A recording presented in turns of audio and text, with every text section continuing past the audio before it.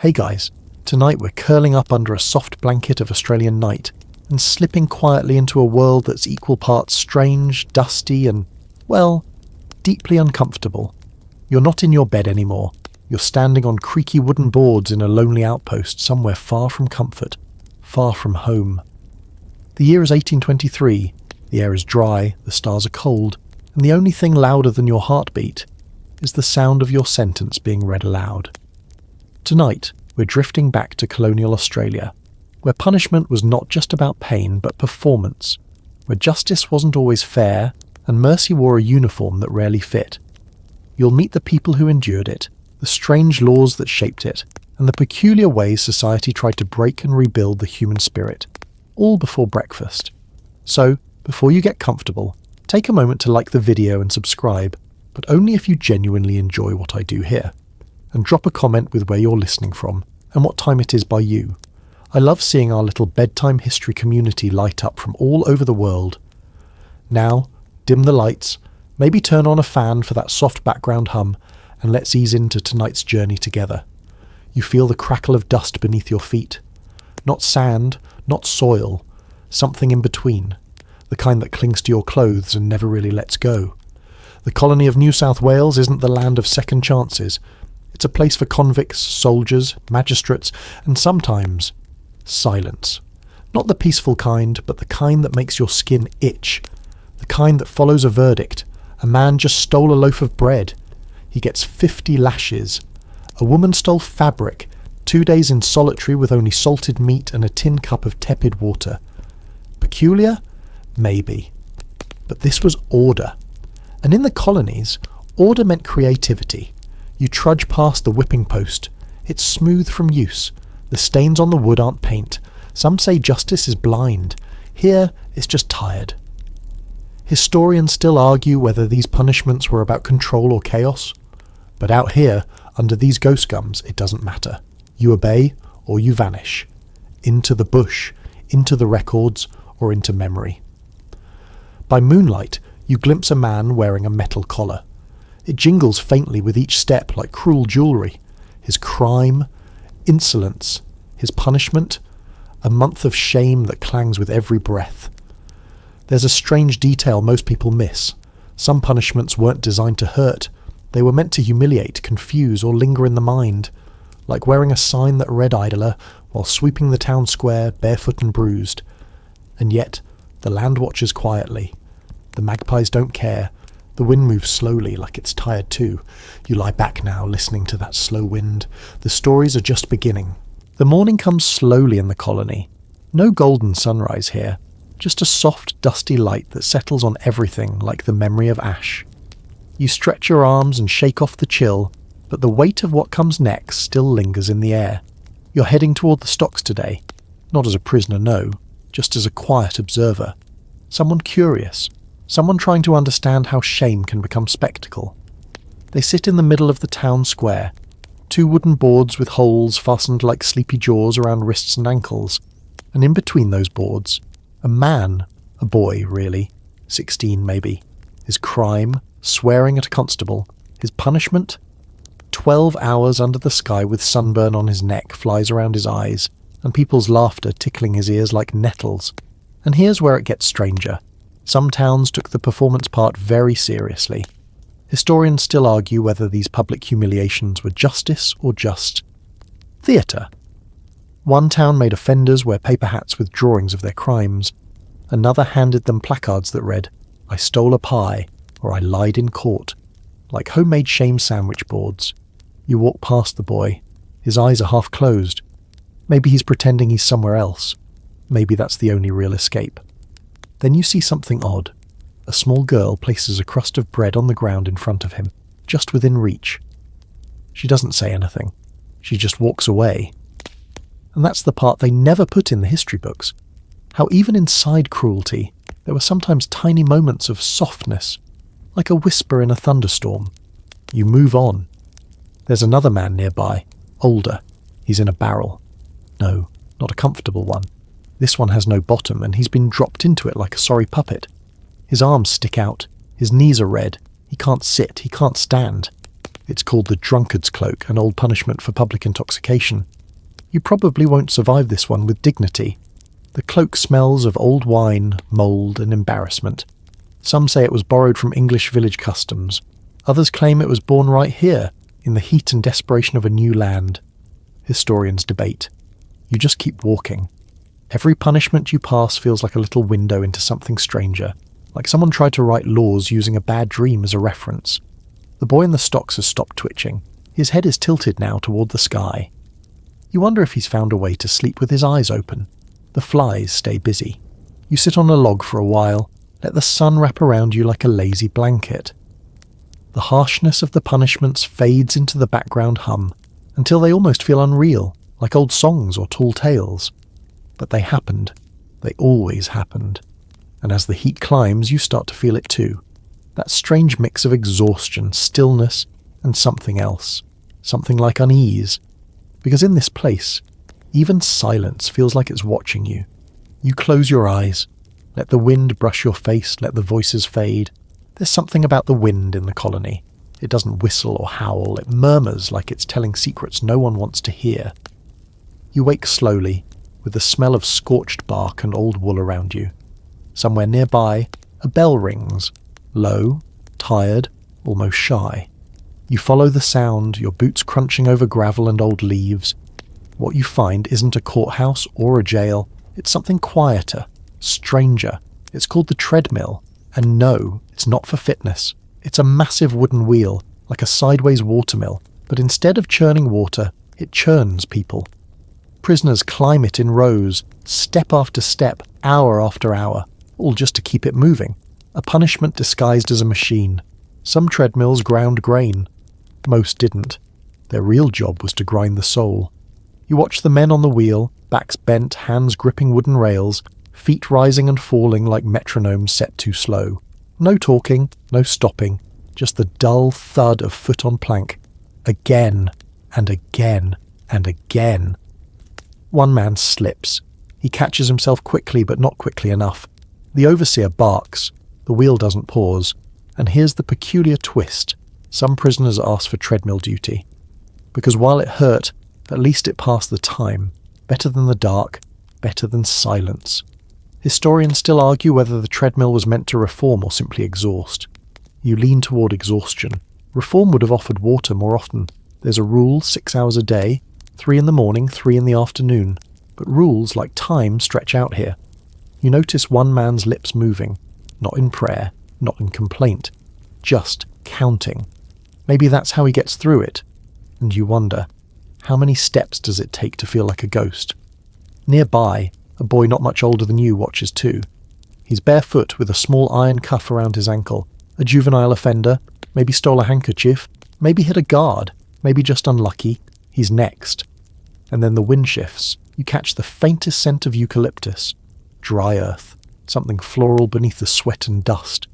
For a moment the air feels lighter, but the treadmill groans again. Back to rhythm, back to the sound of slow suffering. They once used it in Sydney, Parramatta, Port Arthur. Some were grand, 3 wheels wide. Others were so small the same 4 men spun it day after day. No grain, no purpose, just a reminder. You step back. Let the image fade into the dust. Let the clatter blur into a softer sound, like rain that never quite arrives. And as you walk away, you realise you're humming. Something quiet. You don't even know the tune. Maybe it's just what your mind does when it doesn't want to remember the rhythm of that wheel. The sun dips, the shadows stretch, and the men keep walking, step by step, like ghosts in a circle. The light's gone soft now, just that buttery dusk glow melting over red soil and sleepy rooftops. You follow the curve of a worn fence line, past drooping clotheslines and iron kettles still warm from the afternoon boil. The town feels quieter here, still. But there's a heaviness that hangs in the corners, like the air has a memory it won't let go of. And then you see it, barely more than a post in the ground, weathered and grey. But beside it, a figure stands, shackled. It's not chains like in stories, it's worse in its stillness. One leg is fixed to the post with an iron cuff and a short length of chain, enough to sit, enough to stand, not enough to walk. The punishment is called the leg iron sentence. a specialty of colonial Australia, usually handed out to repeat offenders or prisoners they wanted to wear down without whipping.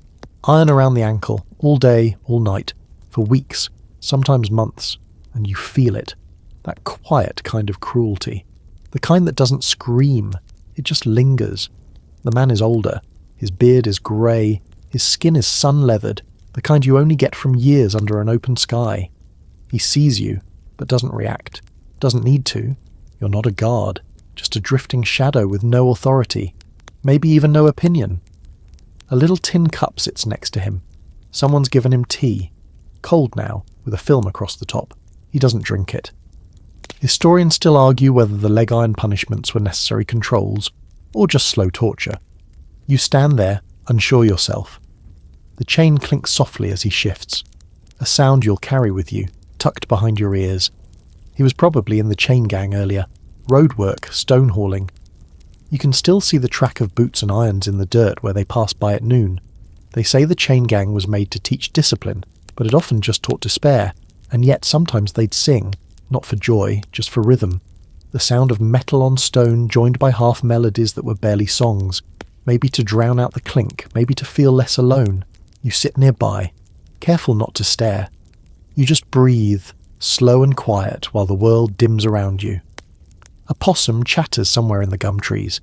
A dog barks once, far off. The man says nothing, and then you notice the cuff again. There's something brutal about how small it is.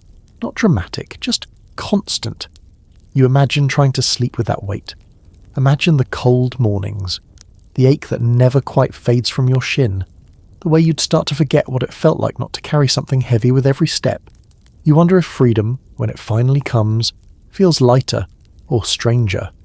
A breeze passes through the grass. The chain shifts. The man closes his eyes. Maybe he's remembering a song, maybe he's just tired. You stand. Let him be. There's nothing to say, nothing to fix. You just walk on through the quiet, letting the chain's echo roll gently through your thoughts. Somewhere in the growing dark, a kookaburra laughs. Not at you, not at him. Just laughing, because that's what kookaburras do when the sky turns purple and the world lets out a sigh. And you? You breathe deep. You keep walking. Night falls softly over the colony, wrapping everything in a thick velvety darkness that muffles even the loudest thoughts. You find yourself near a cold stone wall, once part of the jail, now just a tired relic, covered in moss and the slow creep of ivy.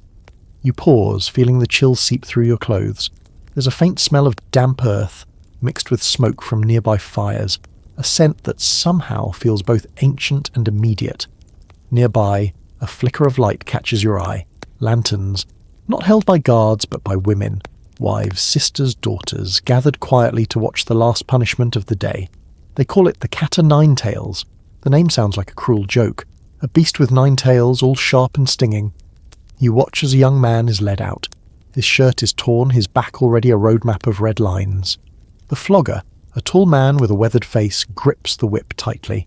The flogger is both feared and respected, a strange mix of executioner and shadow. Historians still argue whether flogging was a deterrent or simply a way to vent frustrations. You lean in, noticing the rhythm. The whip cracks through the air, a sharp, dry sound like thunder rolling across bare hills. The young man doesn't cry out, just grits his teeth and breathes in shallow gasps. Around you, the women's faces are quiet, some biting lips, others' eyes cast down. A curious fact.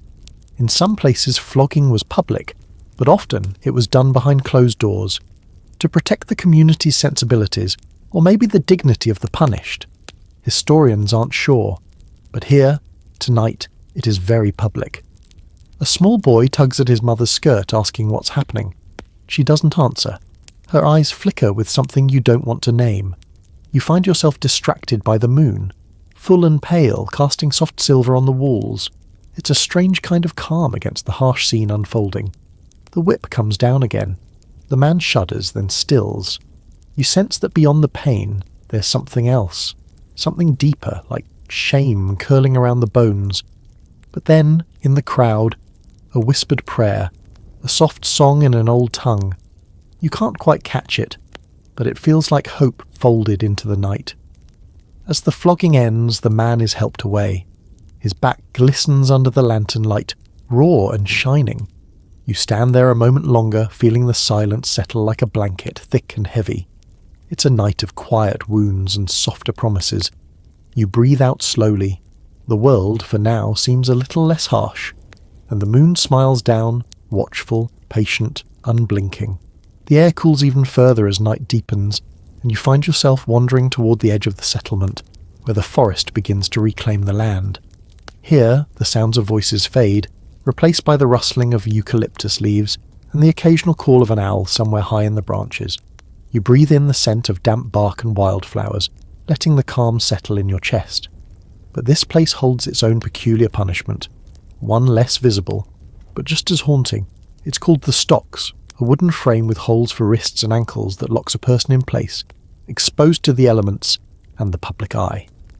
You imagine the wooden frame, rough and splintered, creaking as someone is pushed into it, trapped for hours or sometimes days.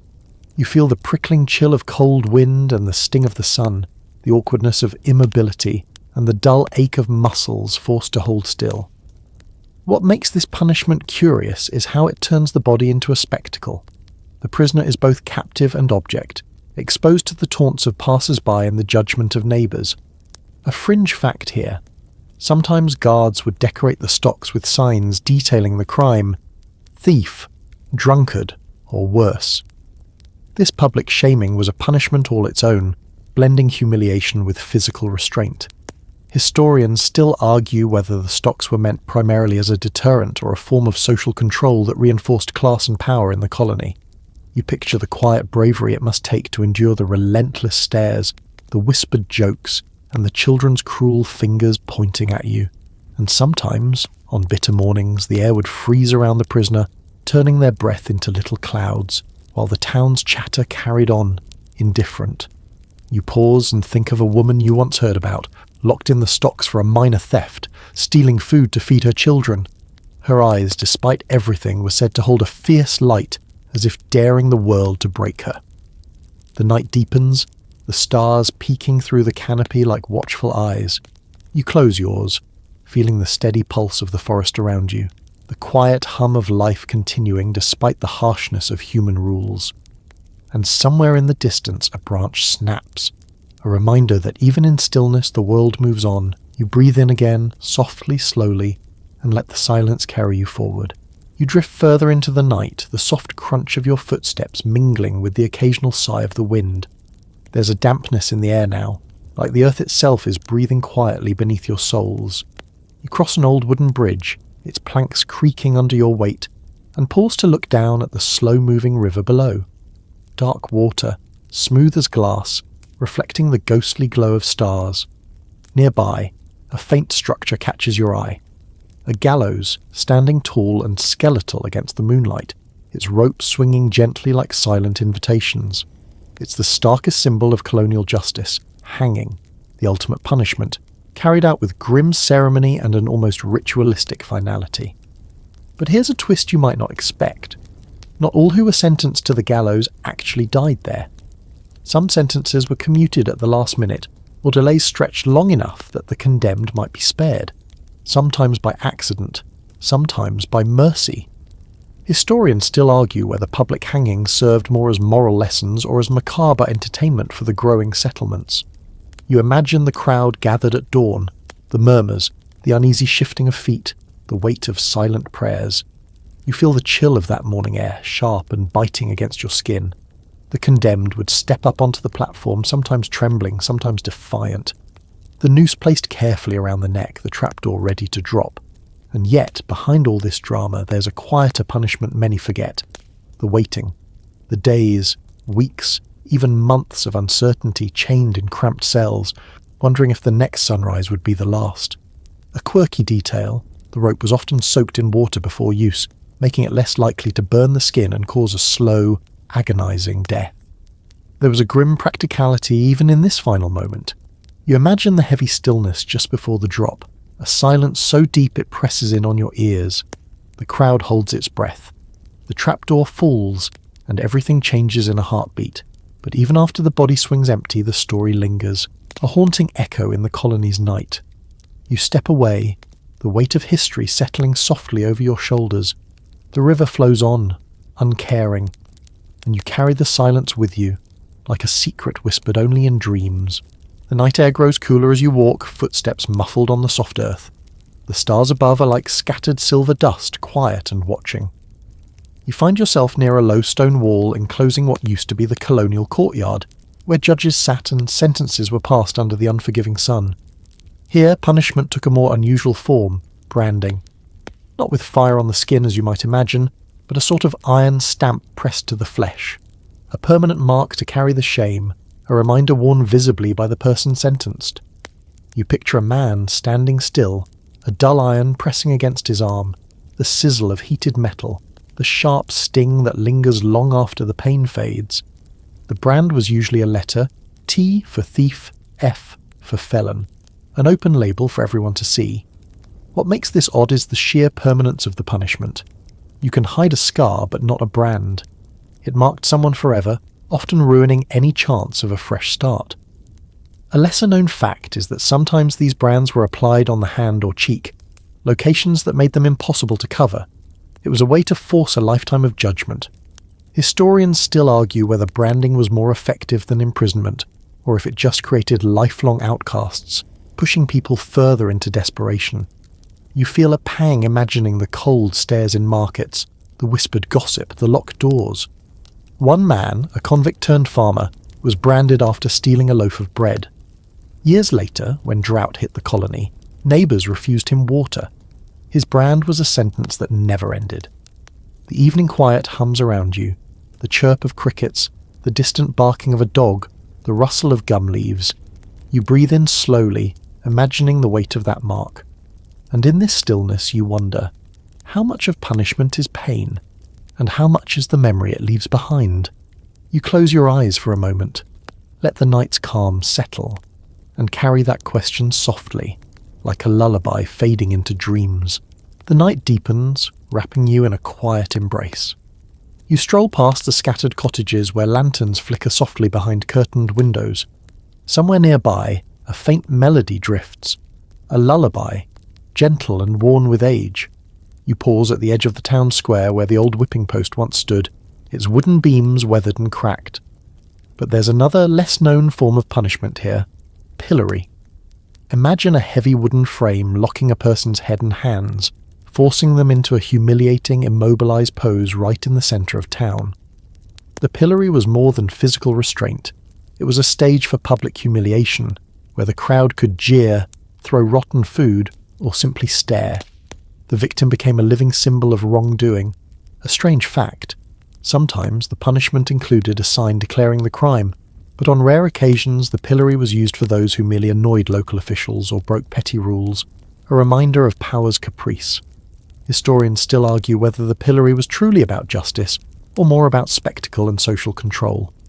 You picture the prisoner's neck and wrists locked tightly, unable to move, while the crowd's voices ebb and flow like a tide.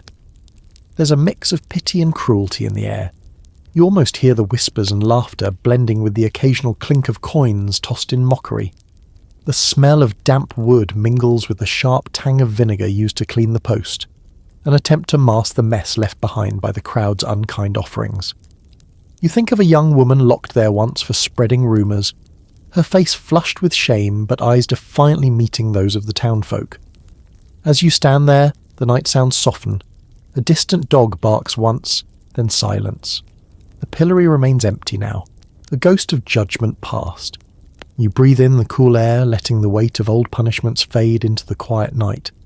And as you move on, the world seems a little gentler, wrapped in shadows and the soft lull of forgotten stories. You wander on as the night's hush deepens, footsteps slow and steady over the cool earth. The faint scent of eucalyptus fills the air, mingling with the distant echo of cicadas singing their final lullabies before dawn.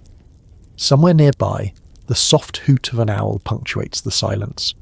Ahead you see a low stone wall encircling a small clearing, the site of a colonial-era courthouse, the place where justice was often swift and sometimes decidedly unusual.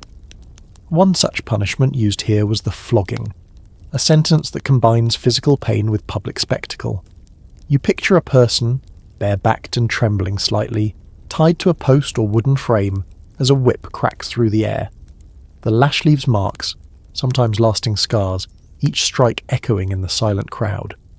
Flogging was intended to be humiliating as well as painful, a corporal punishment meted out for crimes ranging from theft to insubordination. But here's the peculiar detail. In some cases, the number of lashes was limited not only by the court, but by the person delivering the punishment, who sometimes hesitated or showed mercy. This human moment amidst cruelty adds a strange tenderness to the harsh practice. Historians still argue whether flogging served more to deter crime or to reinforce the authority of the colonial rulers through public humiliation. You imagine the crowd's faces, some grim, some curious, others nervously looking away. The punished might grit their teeth, tears mingling with sweat, while the whip raised again. A quirky fact: in some settlements, the flogging post doubled as a place where townsfolk left offerings or notes, half superstitions, half petitions for mercy. You feel the cold stone beneath your fingers and breathe in the night air heavy with stories of pain and endurance. The whip's crack may be long gone, but its echoes linger in the silence around you. You close your eyes, letting the stillness soothe the memory as your steps lead you gently onward. The night grows deeper, wrapping you in a quiet blanket of shadows and cool air. You find yourself near the edge of the settlement again, where a small, lonely hut once stood, a place known as the solitary confinement cell. Unlike the noisy public punishments, this one was quiet, isolating, and oddly psychological. You imagine being locked inside this cramped, dark space, barely big enough to sit or lie down, with only a tiny barred window letting in a sliver of moonlight. Days might pass with no human voice, only your own breathing and the scratching of rats. Solitary confinement was used to punish rebellious convicts or those considered a threat to order. The isolation was meant to break spirits, to make someone forget even the sound of companionship. A fringe fact: some prisoners reportedly went mad in these cells, while others emerged strangely calm, almost resigned. Historians still debate the psychological effects this punishment had on different individuals. You picture the thick stone walls muffling all sound, the cold seeping in, and the slow passing of time stretching endlessly. It's a punishment not of the body but of the mind, quiet and creeping. One story tells of a convict who spent weeks in solitary for trying to escape, who later claimed the silence had made him hear voices no one else could. You breathe in the damp, cold air and feel the weight of loneliness pressing gently around you. The night outside is alive with soft sounds, the rustle of leaves, the distant call of an animal, reminders that the world continues, even when a person is utterly alone. You let your eyelids grow heavy, the quiet settling deep inside, and with each breath, the darkness feels less like a prison, more like a lullaby wrapping you softly in its arms. You keep walking under the starry sky, the earth soft beneath your feet, your breath slow and even.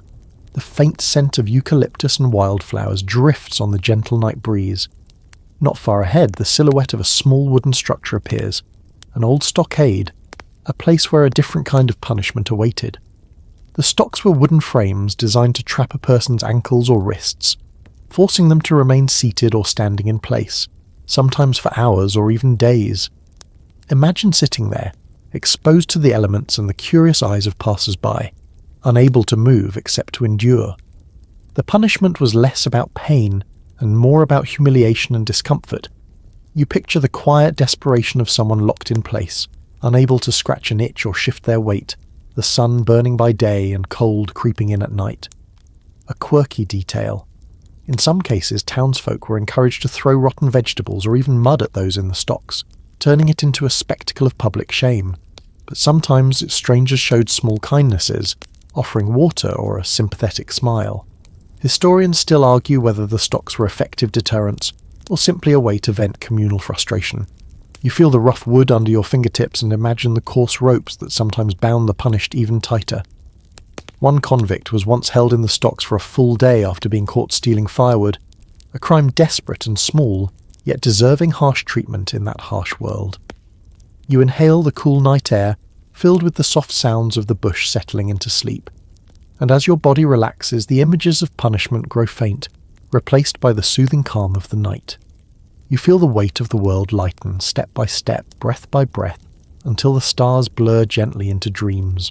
The night is quiet now, and the earth beneath your feet feels soft and welcoming. The scent of damp leaves and distant eucalyptus drifts through the air, carrying a gentle calm. You wander toward an open field, where once an unusual form of punishment took place, the shaming bell. This wasn't a punishment that left bruises or scars, but a sound that echoed long after the moment passed. Imagine a heavy bell hung in the town square, rung loudly whenever someone was found guilty of a crime. The bell's clang was meant to announce their shame to the entire settlement. But here's the curious part. Sometimes the bell was rung not just for serious crimes, but for minor transgressions, like drunkenness or quarrels. The ringing was a signal for neighbours to come out, look, and maybe even mock. Historians still argue whether the shaming bell actually helped keep order, or simply fueled gossip and resentment. You picture the faces of those punished, cheeks burning, as the bell's deep tones filled the air. People stopped what they were doing, glancing toward the square, whispers trailing behind like shadows. A quirky detail is that in some places, the bell was rung on special days just to remind everyone to behave. A kind of communal time out. You breathe deeply, feeling the cool night wrap around you as you imagine the echoes fading, leaving behind only the quiet rustling of the trees. The punishment was public, but also deeply personal, a sound that lingered in the mind like a haunting melody. As you close your eyes, the bell tolls softly in the distance of your thoughts, then slowly fades into the hush of the night. You let the calm settle in, soft and steady, as your breath grows slower and dreams begin to stir. The night's gentle silence follows you as you walk beside a slow-moving creek, where moonlight dances on ripples and the air carries a faint, earthy scent. Near the water's edge, you imagine a strange colonial-era punishment known as ear cropping. This brutal penalty involved cutting off a portion of a person's ear, a mark both physical and symbolic. It was meant as a permanent sign of disgrace, a visible warning to others. But here's the odd bit. Sometimes only one ear was removed, sometimes both, and in certain cases the detached ear was nailed to a post as a warning. A grim reminder that justice in these times was as much about spectacle as it was about retribution. Historians still argue whether such punishments were more about justice or instilling fear through harsh displays. You picture the faces of those sentenced to this fate, their expressions a mix of shock, pain and helplessness, while a crowd watches silently or with morbid curiosity. A peculiar fringe fact: in some reports, convicts with cropped ears were nicknamed the half-heard, a cruel play on their diminished ability to listen and their marked status. You breathe in the crisp night air, the water gently lapping nearby, and let the memory soften. Though harsh, the punishment fades now like a distant echo carried away by the breeze. You feel the quiet calm settling, a slow lull wrapping around your thoughts like a soft worn blanket.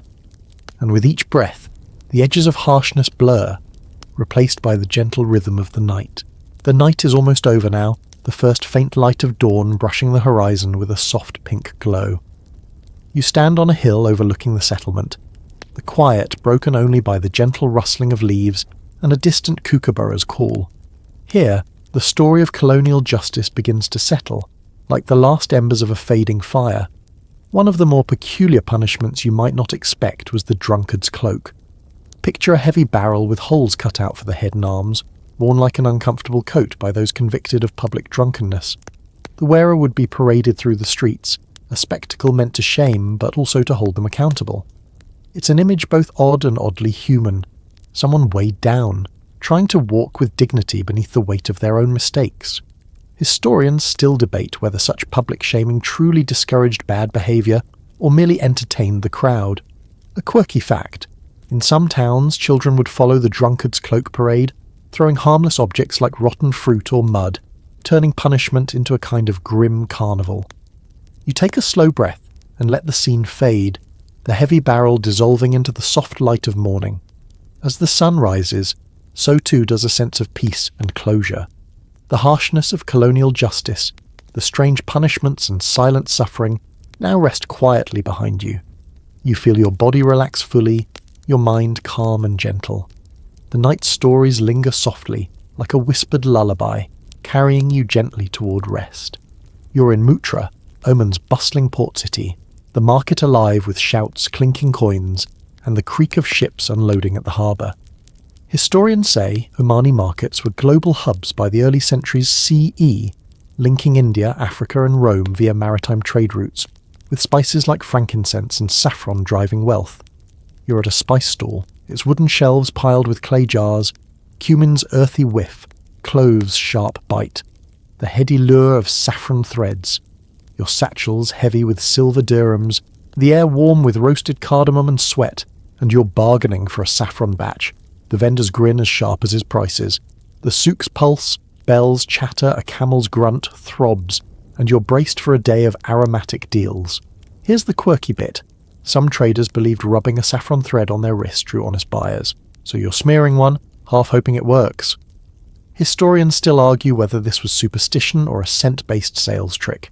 You're chuckling, picturing a modern TikTok of someone dabbing spices like perfume with number Omani market vibes.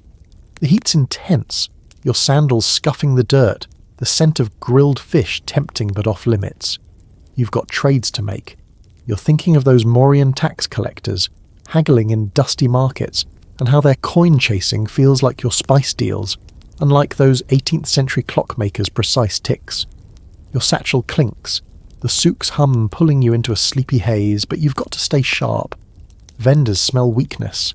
Ever barter in a place that's all noise and scent? It's like shopping Black Friday with no list. You smirk, imagining a YouTube vlog titled Ancient Omani Spice Hustle. The stall awaits, its jars gleaming, and you're bracing for the day's fragrant chaos. You're still weaving through Mutra Souk's vibrant alleys, the saffron thread's golden smudge on your wrist, honest buyers or not, fading into the spice-laden air, the vendor's sharp grin, and the market's cumin tang lingering as you clutch your satchel of dirhams, a nod to those Mauryan tax collectors' coin-chasing grind. The harbour's salty breeze drifts in, mixing with the souk's clamour of bells and camel grunts, your robe dusted with spice powder. Now you're handling Oman's prized frankincense in Dafar's arid groves, its sacred resin a cornerstone of ancient trade, each silvery tear a fragrant fortune.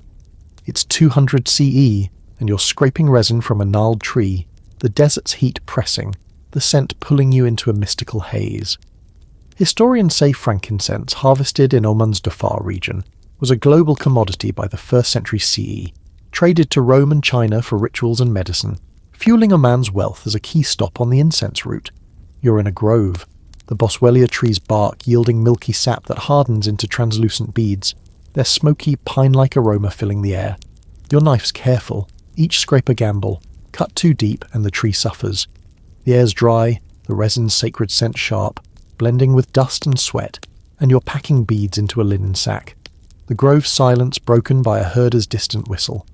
The sun's brutal, your hands sticky, and you're praying for a good yield to sell in Mutra. Here's the quirky bit. Some harvesters believed singing to the trees boosted resin flow, so you're humming a tune, half joking, hoping it works. Historians still argue whether this was ritual or a way to pass grueling hours. You're chuckling, picturing a modern TikTok of someone serenading a plant with number frankincense vibes. The heat's intense, the piney whiff tangling with the souk's cumin ghost, pulling you into a woozy haze. You're thinking of those 18th century clockmakers, tweaking delicate gears, and how their precise craft feels worlds away from this earthy toil, unlike those Renaissance apothecaries' smelly brews. Your sack rustles, the groves hum, wind, a goat's bleat, lulling you into a sleepy daze, but you've got to stay focused. A poor harvest means slim profits. Ever work with something that feels holy? It's like handling a relic in a sandstorm. You smirk, imagining a YouTube vlog titled Omani Frankincense Hustle. The sack's heavier, and you're bracing for the trek to Mutra, wishing for a breeze to cool this sacred grind. You're trudging away from Dhofar's arid groves, the frankincense sack's silvery beads, hum to the trees or not, safe in your satchel, their smoky, piney scent clinging to your robe, a sacred contrast to the saffron's golden tang from Mutra Souk's bustling stalls. The desert's heat lingers, the distant harbour's salty breeze a faint memory, your sandals kicking up dust as you head back to the market's cumin-soaked chaos, a nod to those Mauryan tax collectors' relentless hustle. Now you're weighing saffron for Omani feasts. Its crimson threads a luxury that defines ancient tables, each pinch a fortune in this fragrant world. It's 200 CE, and you're at a mutra stall, balancing a brass scale, the souk's clamour urging you to nail the deal. Historians say saffron, traded through Oman from Persia and India, was prized in antiquity for culinary and medicinal uses, often costing more than gold due to its labour-intensive harvest, fueling markets like Mutra's wealth. You're facing a merchant, his eyes sharp, demanding a half-ounce of saffron for a noble's banquet. The air's warm, the threads sweet, hay-like aroma rising as you scoop them onto the scale, your fingers trembling. One spill, and you're out a month's profit. The souk's alive. Vendors shout, a donkey brays. The scent of grilled lamb and sweat heavy, and you're haggling. The merchant's off of low. Your satchel's dirhams clink. The frankincense's piney ghost urging caution. Here's the quirky bit. Some traders believe tying a red cord around the scale ensured true weights, so you're looping one on, half joking, hoping it keeps the deal fair. Historians still argue whether this was superstition or a way to mark trusted tools. You're chuckling, picturing a modern TikTok of someone knotting a scale with number saffron vibes. The heat's intense, the saffron's tang tangling with the souk's cumin haze, pulling you into a woozy haze. You're thinking of those 18th century clockmakers, crafting precise gears, and how their cool workshops feel distant from this sweaty barter, unlike those Renaissance apothecaries' smelly brews. The scale tips, the souk's hum, clinking coins, a child's laugh, lulling you into a sleepy daze, but you've got to stay sharp. A short wait means trouble. Ever measure something worth more than your house? It's like weighing diamonds with shaky hands. You smirk, imagining a YouTube vlog titled, Omani Saffron Scale Struggles. The merchant nods, coins exchanged, and you're bracing for the next deal, wishing for a breeze to clear this fragrant fog. You're still in Mutra Souk's bustling heart. The saffron deal's crimson threads, red cord on the scale or not, now safely traded, their sweet, hay-like aroma lingering on your fingers, a costly echo of the frankincense's piney beads from Dafar's groves, the market's cumin tang and harbour breeze swirling in the air, the souk's clamour, vendor shouts clinking dirhams, pulses, a nod to those Mauryan tax collectors' gritty haggling, your robe dusted with spice as you weave through stalls.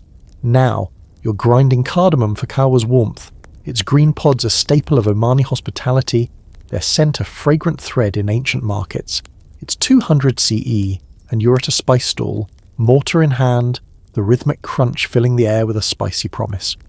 Historians say cardamom, traded through Oman from India's Malabar coast, was prized in antiquity for its culinary and medicinal roles, flavouring coffee like kawa and aiding digestion, a key commodity in markets like Mutra's maritime hub. You're facing a buyer, a kawa seller, needing a pound of ground cardamom for his brew. The air's warm, the pods eucalyptus-like zing sharp as you pound them, dust tickling your nose, the mortar's weight straining your arms. The souk's alive. Camels grunt, a flute trills, the scent of roasted nuts and sweat heavy, and you're sneezing, the cardamom's potency a challenge. Your satchel's dirhams clink, the saffron's golden ghost urging precision.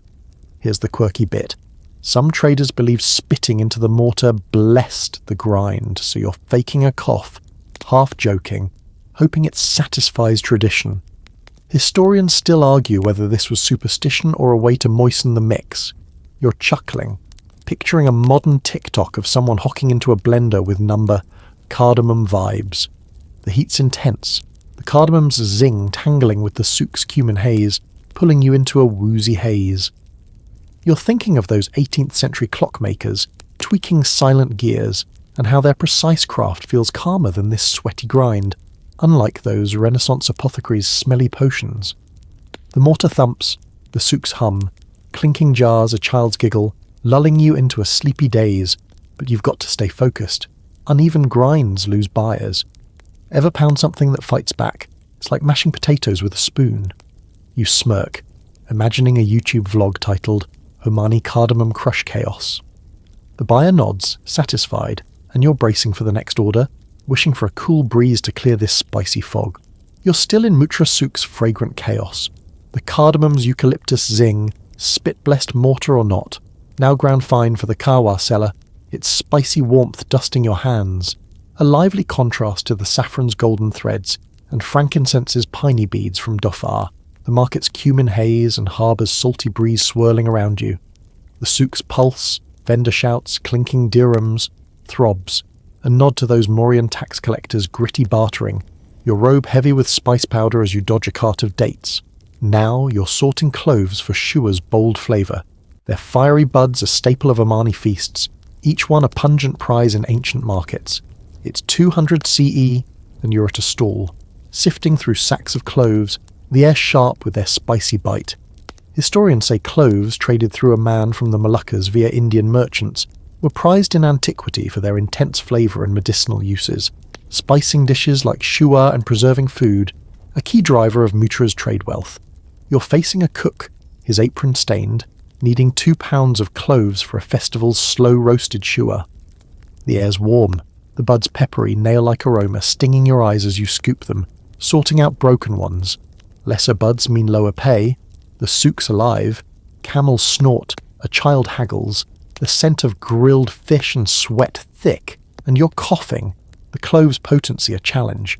Your satchel's dirhams clink, the cardamom's zesty ghost urging care. Here's the quirky bit. Some traders believed burning a single clove before sorting ensured purity, so you're lighting one, half joking, hoping it wards off duds. Historians still argue whether this was superstition or a way to check quality by scent. You're chuckling, picturing a modern TikTok of someone torching a spice with #clove-vibes. The heat's intense, the clove's smoky tang tangling with the souk's cumin haze, pulling you into a woozy haze. You're thinking of those 18th century clockmakers, crafting delicate gears, and how their calm workshops feel distant from this fiery barter, unlike those Renaissance apothecaries' smelly brews.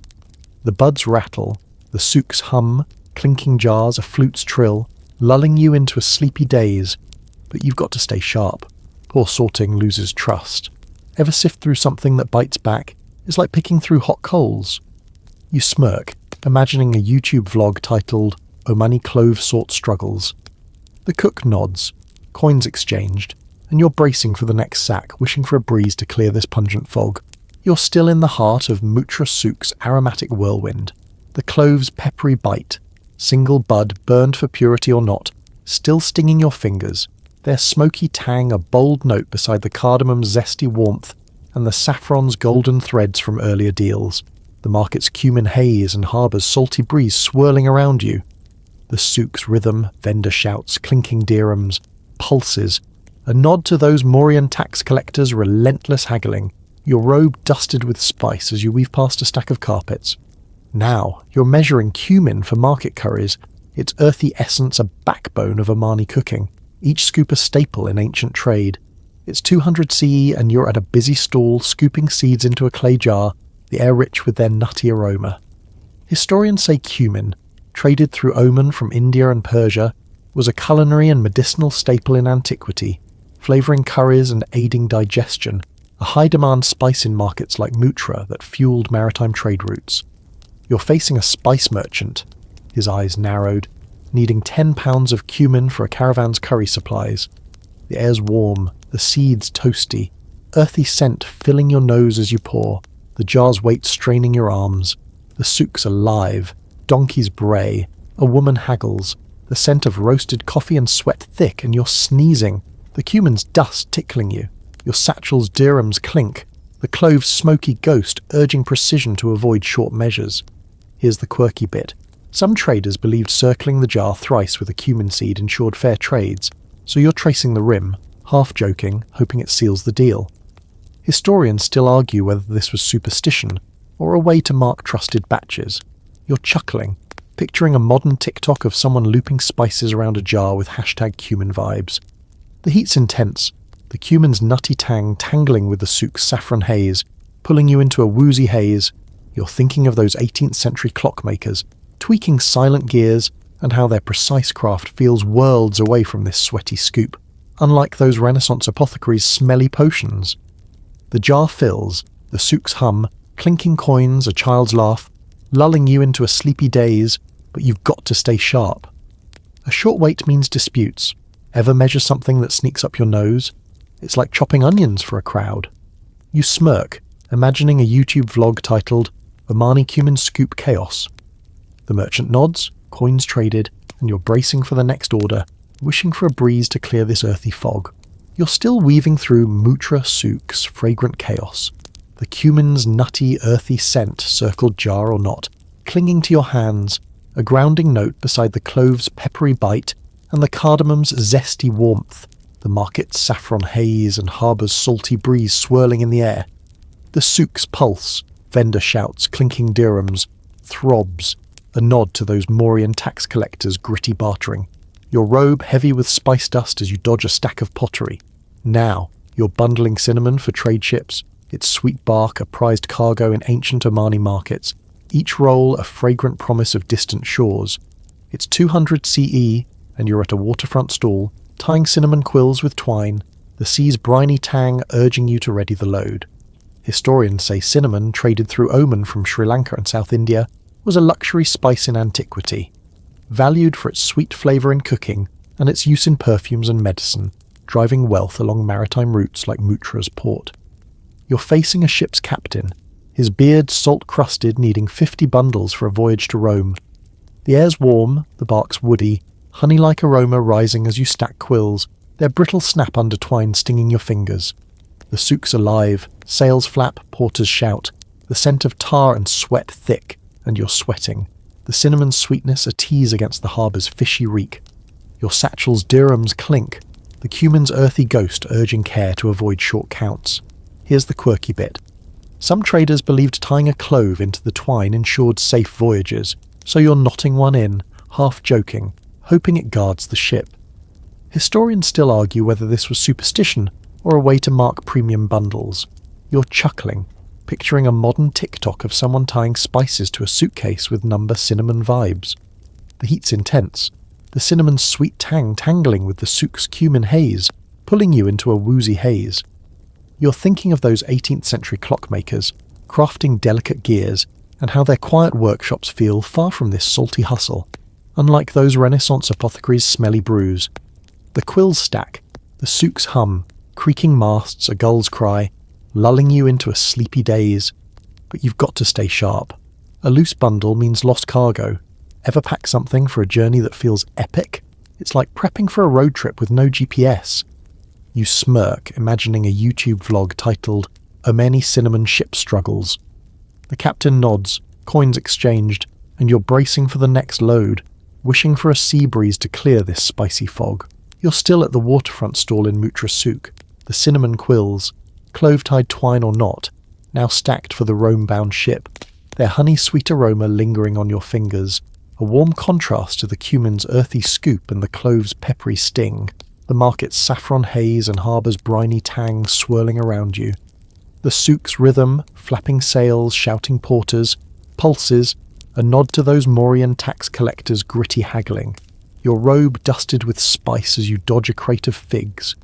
Now you're haggling over black pepper's fiery grains, their pungent sacks a cornerstone of ancient Omani trade, each deal a test of your wits.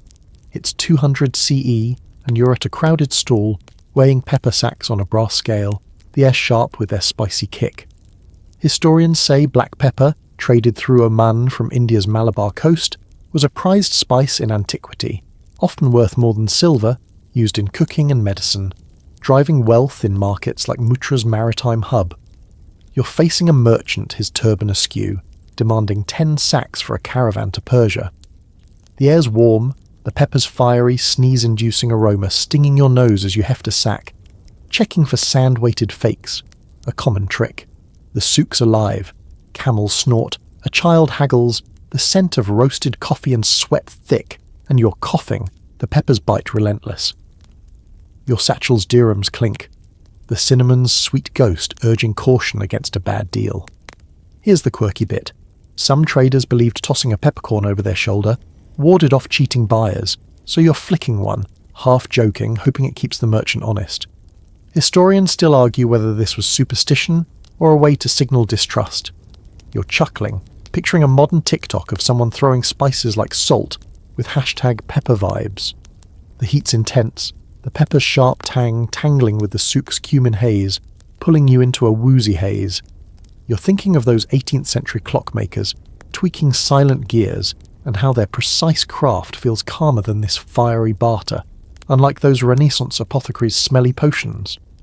The scale tips, the souk's hum, clinking coins, a flute's trill, lulling you into a sleepy daze, but you've got to stay sharp. A fake sack means lost profits. Ever haggle over something that burns your senses? It's like buying hot sauce in a sauna. You smirk, imagining a YouTube vlog titled Omani Pepper Haggle Heat. The merchant relents, coins traded, and you're bracing for the next sack, wishing for a breeze to clear this pungent fog. You're still in Mutra Souk's bustling core, the black pepper's fiery grains, tossed peppercorn for honest buyers or not, now traded. Their sharp, sneeze-inducing kick lingering in your nose, a bold note beside the cinnamon's honey-sweet quills and the cumin's earthy warmth, the market's saffron haze and harbour's briny tang swirling around you. The souk's pulse, camel snorts, clinking dirhams, throbs. A nod to those Mauryan tax collectors' gritty haggling, your robe heavy with spice dust as you sidestep a pile of rugs. Now, you're dyeing fabrics with turmeric's vibrant powder, its golden glow a staple of ancient Omani markets, each handful a vivid thread in trade. It's 200 CE, and you're at a dyer's stall mixing turmeric into a steaming vat, the air rich with its mustardy aroma. Historians say turmeric, traded through Oman from India, was prized in antiquity for its culinary, medicinal, and dyeing properties, colouring fabrics and curries, while believed to heal wounds, fueling Mutra's vibrant commerce. You're facing a fabric merchant, his hands stained yellow, needing 10 pounds of turmeric for a batch of festival robes. The air's warm, the powder's earthy, slightly bitter scent rising as you stir, the vat steam stinging your eyes. The souk's alive. Vendors shout, a donkey brays, the scent of grilled meat and sweat thick, and you're sweating, the turmeric's dust coating your fingers. Your satchel's dirhams clink, the pepper's fiery ghost urging care to avoid lumpy mixes. Here's the quirky bit. Some dyers believed whispering a chant to the vat ensured even colour, so you're muttering softly, half joking, hoping it brightens the hue. Historians still argue whether this was superstition or a way to time the stir. You're chuckling, picturing a modern TikTok of someone chanting over a dye pot with number turmeric vibes. The heat's intense, the turmeric's mustardy tang tangling with the souk's cumin haze, pulling you into a woozy haze. You're thinking of those 18th century clockmakers, crafting precise gears, and how their clean workshops feel distant from this sweaty dye. Unlike those Renaissance apothecaries' smelly brews, the vat bubbles, the souk's hum, clinking jars, a child's giggle, lulling you into a sleepy daze, but you've got to stay focused. Uneven dye means angry buyers. Ever mix something that stains everything? It's like spilling curry on a white shirt. You smirk, imagining a YouTube vlog titled Omani Turmeric Dye Drama. The merchant nods, fabric glowing, and you're bracing for the next batch, wishing for a breeze to clear this golden fog. You're still in Mutra Souk's vibrant heart, the turmeric's mustardy glow, chanted vat or not, now staining your fingers, its earthy warmth a vivid contrast to the black pepper's fiery kick and the cinnamon's honey-sweet quills, the market's saffron haze and harbour's briny tang swirling around you. The souk's rhythm, vendor shouts, clinking dirhams, pulses, a nod to those Mauryan tax collectors' gritty bartering, your robe heavy with spice dust as you dodge a stack of baskets. Now, you're chopping ginger for medicinal brews, its zesty roots a staple of ancient Omani healing, each slice a pungent remedy in this fragrant market. It's 200 CE, and you're at an apothecary's stall, knife in hand, the air sharp with ginger's citrusy bite. Historians say ginger, traded through Oman from India and Southeast Asia, was prized in antiquity for its medicinal properties, easing nausea and warming brews, a key commodity in Mutra's trade networks that linked healers and kitchens. You're facing a healer, her eyes weary, needing 5 pounds of fresh ginger for a fever tonic. The air's warm, the roots spicy, lemony aroma stinging your nose as you slice, juice dripping, the knife slipping on the fibrous flesh. The souk's alive. Camel's grunt, a flute trills, the scent of roasted nuts and sweat thick, and you're wincing. The ginger's zest burning a nick on your finger. Your satchel's dirhams clink. the turmeric's golden ghost urging care to avoid waste. Here's the quirky bit.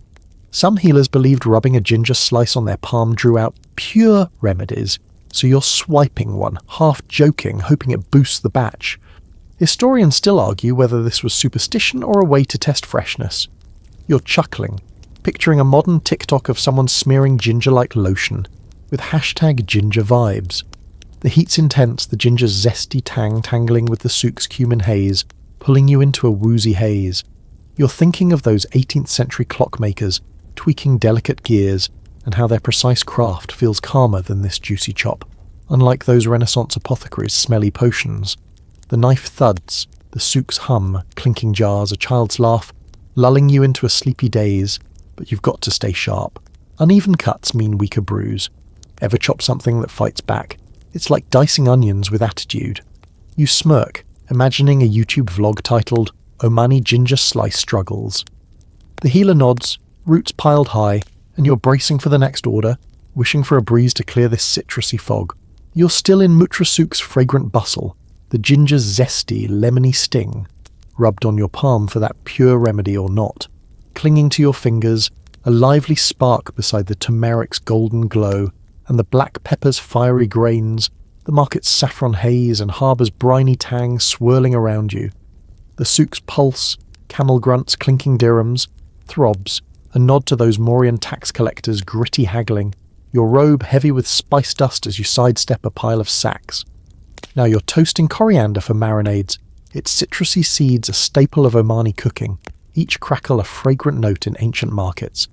It's 200 CE, and you're at a spice stall, tossing seeds in a sizzling pan, the air rich with their lemony warmth. Historians say coriander, traded through Oman from India and the Mediterranean, was prized in antiquity for its culinary and medicinal roles, flavouring marinades and easing stomach ailments, a key commodity in Mutra's bustling trade hub. You're facing a cook, his apron greasy, needing 3 pounds of toasted coriander for a banquet's meat rub. The air's warm, the seeds nutty, citrusy aroma rising as they pop, the pan's heat stinging your knuckles. The souk's alive. Vendors shout a donkey braise, the scent of grilled lamb and sweat thick, and you're coughing, the coriander's dust tickling your throat. Your satchel's dirhams clink, the ginger's zesty ghost urging care to avoid scorching the batch. Here's the quirky bit. Some traders believe stirring the pan with a copper spoon ensured lively flavour, so you're using one, half joking, hoping it perks up the seeds. Historians still argue whether this was superstition or a way to conduct heat evenly. You're chuckling, picturing a modern TikTok of someone stirring spices with a fancy spoon with #CorianderVibes. The heat's intense, the coriander's lemony tang tangling with the souk's cumin haze, pulling you into a woozy haze. You're thinking of those 18th century clockmakers, tweaking silent gears, and how their cool workshops feel distant from this sweaty toast, unlike those Renaissance apothecaries' smelly brews. The seeds crackle, the souk's hum, clinking jars a child's giggle, lulling you into a sleepy daze, but you've got to stay focused. Burnt seeds mean angry buyers. Ever toast something that demands perfect timing? It's like roasting marshmallows without a fire.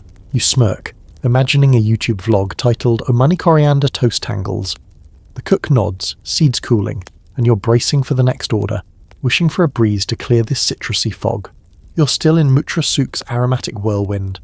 The coriander's lemony warmth, copper spoon stirred or not, now cooling in a clay jar, its citrusy crackle a lively note beside the ginger's zesty sting and the turmeric's golden glow, the market's saffron haze and harbour's briny tang swirling around you.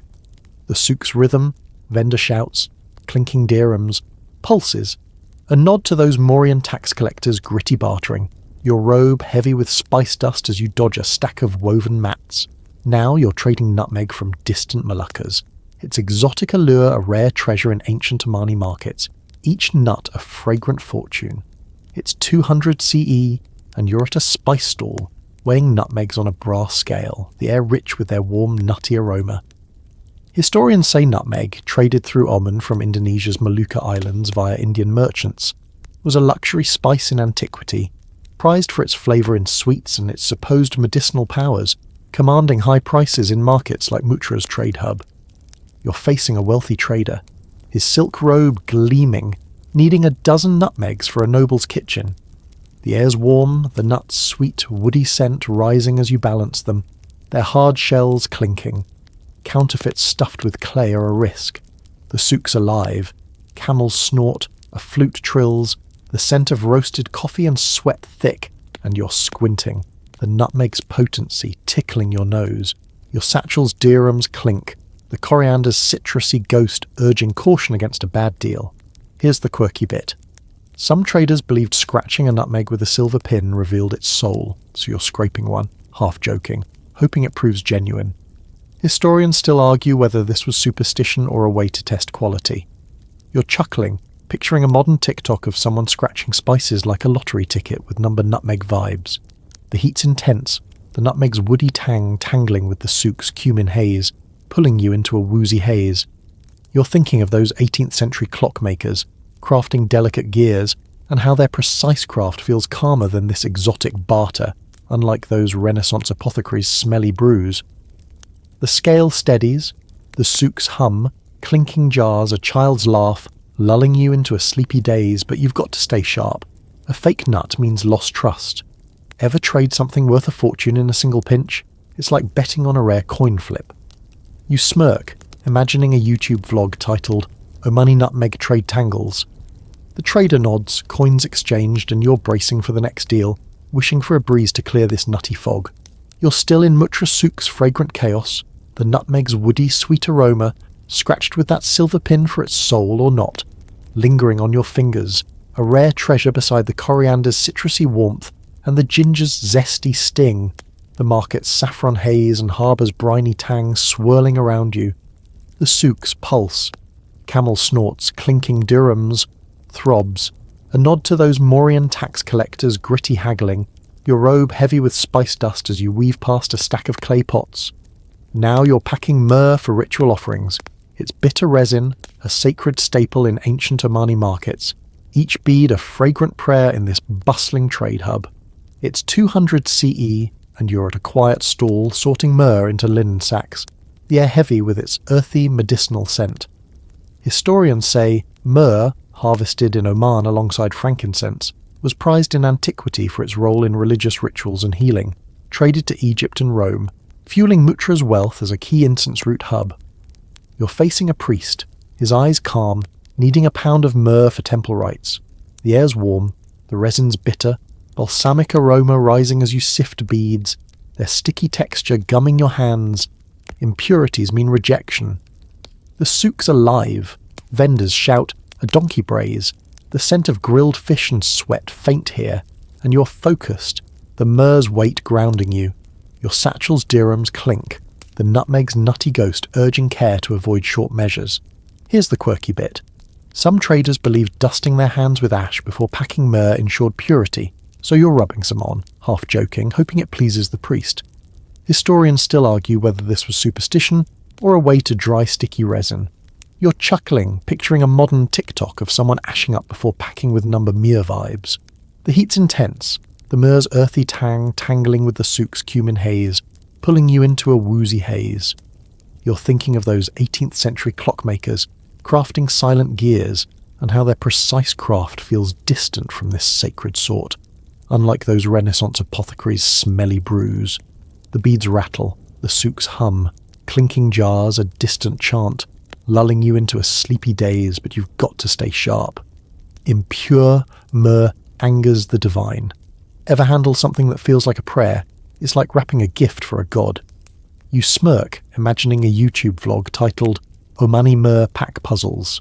The priest nods, sack accepted, and you're bracing for the next task, wishing for a breeze to clear this bitter fog. You're still in Mutra Souk's fragrant bustle, the myrrh's bitter balsamic scent, ash-dusted hands or not, clinging to your fingers, a sacred note beside the nutmeg's woody warmth and the coriander's citrusy crackle, the market's saffron haze and harbour's briny tang swirling around you.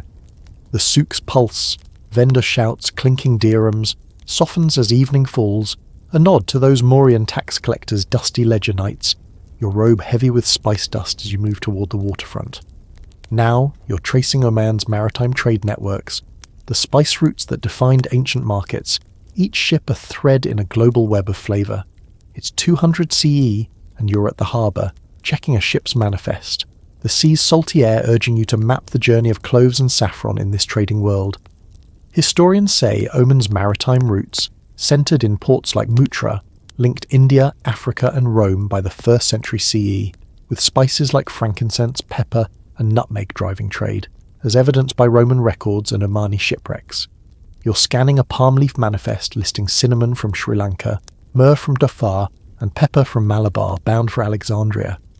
The air's cool, the harbour's fishy, tarry scent sharp as you mark the cargo, your stylus slipping in the damp. The souk's hum fades, sails creak, waves lap, the scent of wet wood and sweat heavy, and you're squinting, the torchlight dim. Your satchel's dirhams clink, the myrrh's earthy ghost urging accuracy to avoid disputes. Here's the quirky bit. Some traders believed tossing a peppercorn into the sea ensured safe voyages, so you're flicking one, half joking, hoping it guards the ship. Historians still argue whether this was superstition or a symbolic offering. You're chuckling, picturing a modern TikTok of someone throwing spices off a dock with #SpiceRoute_vibes. The night's chilly, the pepper's faint kick tangling with the souk's cumin haze, pulling you into a woozy haze. You're thinking of those 18th century clockmakers, tracking starry dials and how their cosmic craft feels tied to these sea routes, unlike those Renaissance apothecaries' smelly brews. The manifest rustles, the harbour's hum, gulls cry, a rope snaps, lulling you into a sleepy daze, but you've got to stay sharp. Errors mean lost cargo. Ever map a journey that feels endless? It's like plotting a road trip across oceans. You smirk, imagining a YouTube vlog titled Omani Spice Route Hustle. The captain nods, manifest checked, and you're bracing for the next ship, wishing for a star to guide this maritime maze. You're still at Muttra's waterfront, the ship's manifest. Peppercorn tossed to the sea or not. Now checked, its list of cinnamon, myrrh and pepper, a map of ancient trade, their scents lingering in your satchel alongside the myrrh's bitter resin and the nutmeg's woody warmth, the harbour's tarry tang and souk's saffron haze fading into the cool night air. The market's pulse, distant shouts, clinking dirhams, softens, a nod to those Mauryan tax collectors' late-night ledgers, your robe heavy with spice dust as you lean against a crate. Now, you're reflecting on Oman's enduring flavour, the spices that shaped its markets and culture, their legacy a fragrant whisper in these bustling corners. It's 200 CE, and you're gazing at the stars over the Arabian Sea, hands stained with turmeric, the souk's aromas a timeless embrace. Historians say Oman's spice trade, from frankincense to nutmeg, not only fueled its economy, but also wove its cultural identity, with markets like Muttra shaping culinary and ritual traditions still alive in modern Omani Kawa and Shua, as seen in archaeological finds and texts. You're picturing the souk's stalls, saffron's gold, cloves fire, coriander's citrus, all threads in a tapestry of feasts, prayers and voyages, the frankincense's piney haze, the turmeric's vibrant dye, even the pepper's fiery kick, their Oman's heartbeat, linking past to present. The air's cool, the harbour's fishy scent soft and you're smiling, the day's toil a bridge to eternity, like a spice jar never emptied. Here's the quirky bit. Some traders believed sleeping with a saffron thread under their mat ensured prosperous dreams, so you're tucking one in your pouch, half joking, hoping for sweet visions. Historians still argue whether this was superstition or a poetic ritual. You're chuckling, picturing a modern TikTok of someone stashing spices under a pillow with #Omani legacy vibes. The night's gentle, the saffron's hay-like tang tangling with the souk's cumin ghost, pulling you into a dreamy haze. You're thinking of those 18th century clockmakers, their ticking legacy, and how their quiet craft mirrors these spices' lasting spark. Unlike those Renaissance apothecaries' smelly brews, the waves lap, the harbour's hum, gulls, a distant bell, fading, and you're yawning, the day's weight settling like a warm cloak. Ever finish a task that feels like history itself? It's like planting a seed for centuries. You smirk, imagining a YouTube vlog titled Omani Spice Legacy. And now, as the stars gleam over Muttra's harbour, the night wraps you in a gentle hush, the scents, saffron, myrrh, distant cloves, drifting like a soft sigh, cradling you in their timeless embrace. You sink against the crate, the wood a quiet anchor, the day's flavours, markets, ships, sacred resins, melting into a steady hum, like the sea's endless song. The Omani world, so vibrant and fragrant, rests in these quiet corners, its legacy a whisper in every spice you've traded, carrying you towards sleep. Picture yourself now, nestled in the harbour's glow, the stars above twinkling softly, the souk's pulse a distant lullaby. Let the night soothe you, the air hold you, and drift into a dream where the spices never fade, their warmth eternal, gentle, and sure. Sleep well, trader, your flavours endure. The feast is in full swing. Trestle tables groan under haunches of venison, bread so coarse it could double as armour, and enough mead to drown a small horse. You're seated next to a stranger who keeps accidentally brushing your hand while reaching for the salt, which, by the way, is a luxury. Flirt carefully. Courtship here isn't swiping right. It's sharing a drinking horn with someone who may or may not have just finished licking their knife clean. Historians still argue whether these feasts were more about romance or political alliances, but let's be real. When the alternative is eating alone in a drafty castle corner, you'll take any excuse to cosy up. And here's your quirky tidbit. Some nobles hired professional cupbearers to taste drinks for poison, and also to discreetly signal if your breath was too rancid for flirting. Medieval matchmaking at its finest. The mead's gone to your head, and now you're locked in a poetic showdown with a knight who's reciting verses about his lady's alabaster brow for the 12th time tonight. Welcome to the rulebook of chivalry, where love is less about feelings and more about following an absurdly strict script. You can't just say, "Hey, you're cute." No, you've got to compare her eyes to gemstones, her hair to spun gold, and her virtue to, well, something unattainable, because that's the whole point. Courtly love isn't love at all, really. It's performance art. Knights would pledge devotion to married noblewomen they'd never even speak to in private, writing letters so flowery they'd make a modern rom-com script look like a grocery list. The catch? These affairs were supposed to stay unconsummated, a sort of emotional edging that kept everyone frustrated but technically honourable. Historians still argue whether this was just a way for bored aristocrats to pass the time, or if it actually shaped later ideas of romance. Meanwhile, you're trying to remember if comparing her smile to the morning sun is too cliché, or if you should risk something bolder, like your laughter echoes like a well-tuned lute. Spoiler, it's terrible. She's already pretending to sneeze so she can leave. And here's your bizarre medieval dating hack. Some suitors would send gloves as tokens of affection. Not flowers, not jewellery, gloves. Because nothing says "I adore you" like a practical gift for handling Coldcastle doorknobs. That noblewoman you've been sighing over from a distance? Yeah, her husband just caught you staring a second too long, and now his hand is on his sword hilt. Welcome to the razor's edge of medieval flirting, where a lingering glance could earn you a duel, a dagger between the ribs, or at the very least a humiliating public scolding. You quickly drop your eyes to the floor, but it's too late. The rules here are simple. Admire from afar, or risk becoming tomorrow's tournament entertainment. The stakes were even higher if you dared to flirt with royalty. One 14th century chronicle tells of a knight who allegedly winked at the French queen, resulting in his immediate arrest and a hasty, and likely fabricated, charge of treason. Historians still argue whether these tales were exaggerated to enforce social order, or if nobles really were that trigger-happy about defending their spouse's honour. Either way, you're now very invested in studying the intricate stitching on your sleeve. But here's the twist. Some of the most scandalous affairs happened right under everyone's noses. Secret gestures, like dropping a handkerchief accidentally or exchanging specific flowers, allowed forbidden attraction to bloom quietly. Your quirky tidbit. Certain convents became notorious for love letters disguised as pious correspondence, with nuns and monks swapping verses hidden inside prayer books.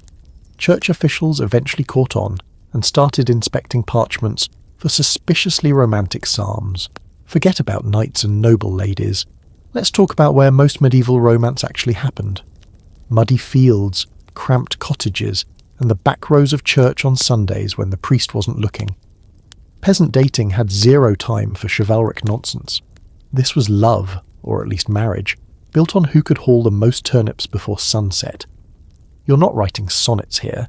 You're trying to sneak a kiss behind the grain barn while your parents haggle over how many chickens you're worth as a dowry. Harvest season was peak flirtation time. Communities worked together to bring in crops, which meant long days of side-by-side labour and plenty of opportunities for accidental hand touches in the wheat stalks. Village festivals offered rare chances to dance, though dancing mostly involved awkward shuffling in circles, while elders glared from the sidelines. Historians still argue whether these gatherings functioned as medieval matchmaking events or just allowed young people to complain about blisters together. Here's your quirky peasant dating hack.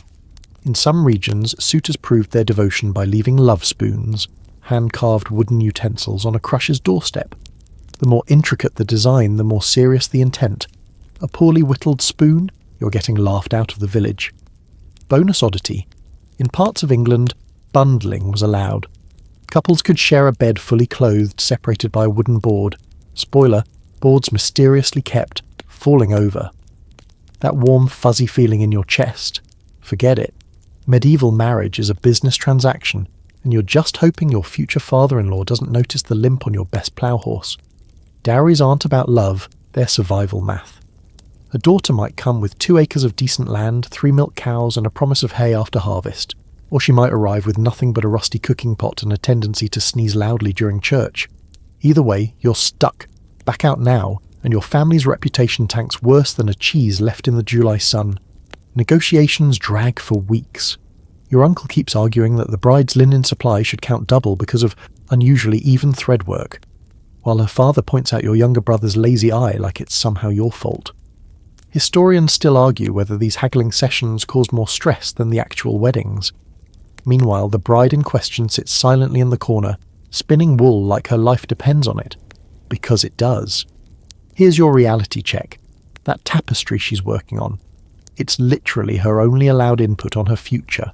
The tighter the weave, the better her housekeeping skills are presumed to be. Quirky dowry detail. Some contracts included clauses about return policies. If the bride died within a year, portions of the dowry had to be refunded like a defective purchase. Romance wasn't dead, it was just buried under legal parchment. Your poetry skills are weak, your jousting form is laughable, and let's be honest, you can't afford gold jewellery. Time to visit the shadowy apothecary stall where love is sold by the ounce in dubious little pouches. The merchant winks as he slides you a vial of dragon's blood, beetroot paste, and something labelled mandrake essence that smells suspiciously like ditch water. Rub this on your pulse points, he whispers, and she'll follow you like a lovesick hound. You hand over a week's wages because desperation smells better than whatever's in that bottle. Love potions were the medieval equivalent of spam emails, outlandish promises wrapped in enough pseudoscience to make them plausible. Recipes called for everything from crushed pearls, for radiant attraction, to powdered crane bones, to ensure marital vigour. The wealthier suitors might splurge on ambergris, a waxy whale vomit that was the medieval equivalent of designer cologne. Historians still argue whether these potions were placebos, poison, or just creative ways to scam the lonely. Either way, you're about to find out if that mermaid tears tincture was worth the silver penny when your crush gags at your new scent. Quirky concoction. Some cheeky herbwives sold chastity test brews. Drink this, and if you vomit, you're impure. Spoiler, everyone vomited. It was Ipecac. The church bells are ringing, the maypole ribbons are tangled beyond repair, and you're 3 honey cakes deep into what counts as medieval PDA. Welcome to festival season. The one time of year when peasants could, almost, get away with acting like human beings instead of tax-paying livestock. The rules loosen just enough for elbow bumps to become hand-holding, and suddenly that girl who milked cows next to you all summer is looking at you like you're not covered in straw and dung for once. But don't get too comfortable. Brother Aldrich is watching from the ale tent, tallying sins on his wax tablet, with the enthusiasm of an over-caffeinated accountant. May Day was the Tinder of the Middle Ages, except instead of swiping right, you risked eternal damnation for dancing too close during the Hunt the Squirrel roundelay. Young women wore flower crowns that supposedly warded off lust. They did not. While men showed off by leaping over bonfires in a display of agility that mostly resulted in singed hose. Historians still argue whether these festivals served as pressure valves for repressed communities, or just gave local priests something to lecture about for months afterward. Festival flirt fail. In 14th century Shropshire, a man tried to impress his crush by catching a greased pig, only to barrel into the bishop's picnic. The subsequent penance involved carrying a piglet to confession every Sunday for a year. You've mustered the courage to send her a love letter, only to realise neither of you can read. Enter the village scribe, a man who smells of ink and poor life choices, now squinting at your ramble dictation. Tell her eyes shine like, those shiny things in the river. By the time he's done, your poetic declaration has somehow morphed into a complaint about pike fishing rights. Medieval literacy rates mean your heartfelt message now reads like a grocery list crossed with a legal threat. And worse, she's paying the same scribe to interpret it, who's already misremembered half the metaphors. Love letters were high-stakes games of telephone. Wealthy lovers could commission illuminated manuscripts with gold-leaf borders, while everyone else relied on wax tablets that got wiped clean by accident, or accidentally by jealous rivals. Some clever sweethearts developed symbol systems, a specific knot in a ribbon, particular flowers pressed between pages to bypass the scribe middlemen. Historians still argue whether the famous Viking rune love notes were genuine expressions or just board carvers doodling after too much mead. Quirky mishap. In 1392, a scribe's spelling error turned "I cherish your gentle heart" into "I resemble your goat's art," sparking a feud that lasted until someone finally learned to read. The bathhouse attendant hands you a scratchy linen towel and a look of judgment. Apparently, your decision to actually bathe before meeting your betrothed is either scandalously vain or suspiciously considerate. Steam curls around wooden tubs where bathers soak in water, shared with 3 strangers, and possibly a floating sausage from the lunch tray. This is the closest thing to a medieval spa date, though romance competes with the reality of communal scrubbing and the ever-present risk of someone recognising you without your usual layer of road grime. Bathing together sat in a moral grey area. Church authorities frowned upon it, towns taxed it, and everyone secretly enjoyed it. Some bathhouses offered private rooms, wink, for extra coin, while others posted strict no canoodling signs next to the leech bowls. The most famous couple's bath in history? King Henry IV of France allegedly met his mistress in one, proving even royals couldn't resist the allure of a good soak and smooch. Historians still argue whether public bathing declined due to disease fears or because the Reformation sucked all the fun out of everything. Bathing bonus. Wealthy suitors imported love sponges soaked in rose water, the medieval equivalent of Axe body spray, but with actual roses instead of Arctic blast chemicals. You were 7 years old when your parents shook hands over a tankard of ale and promised you to the miller's son. Now you're 17, and he still picks his nose at the dinner table. Welcome to the medieval betrothal trap, where childhood engagements bind you to someone whose most attractive quality is technically breathes. These contracts were signed with the same gravity as land deals, because functionally that's what they were. Breaking one meant not just heartache, but lawsuits that could bankrupt your family. So here you are, stuck watching your future spouse lick porridge off their sleeve while plotting increasingly elaborate ways to fake your own death. The wealthier the family, the more absurd the early betrothals. Babies in cradles were pledged to each other like livestock breeding pairs. Some contracts included growth clauses, requiring brides to reach a minimum height, check those hemlines at age 12, or grooms to prove they could lift a certain weight. Historians still argue whether these arrangements created stable alliances or just generations of quietly miserable nobles staring into their wine cups. Betrothal gone wrong. One 14th century case involved a groom who fled to a monastery rather than marry his betrothed, only for her to storm the cloister and drag him out by his tonsure. The Pope eventually ruled this constituted consummation. The road to Canterbury stretches endlessly ahead, but your attention keeps drifting to the widow in the pilgrim's hood who just accidentally dropped her rosary beads near your feet for the 3rd time today. Welcome to the medieval version of vacation flirting, where holy journeys conveniently double as extended matchmaking opportunities. With weeks of travel ahead and no social media to scroll through, pilgrims turn to the next best distraction, evaluating potential spouses based on their ability to walk 12 miles without complaining. Too much. Pilgrim badges, those cheap tin souvenirs from shrines, became covert flirting tools. A strategically placed St. Christopher medal might signal availability, while a Virgin Mary pin could mean not interested, or my chaperone is watching. The church officially frowned on this, but even priests acknowledged that long journeys bred special friendships. Historians still argue whether pilgrimage romances were tolerated as release valves, or simply impossible to police across hundreds of miles of countryside. Pilgrimage pickup line. One 15th century diary records a man offering to share his relic, a dubious finger bone, as a conversation starter. It worked, though possibly because she feared refusing a holy object.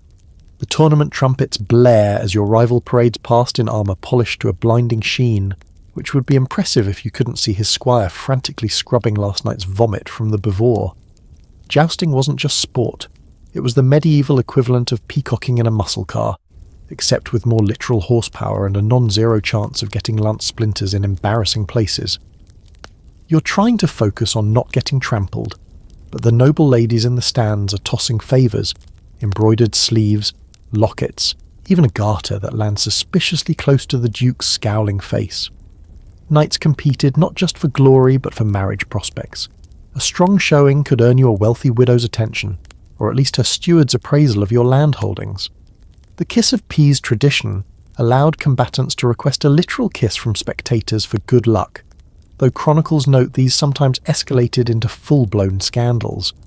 Historians still argue whether tournaments improved a knight's romantic prospects, or just provided convenient cover for affairs.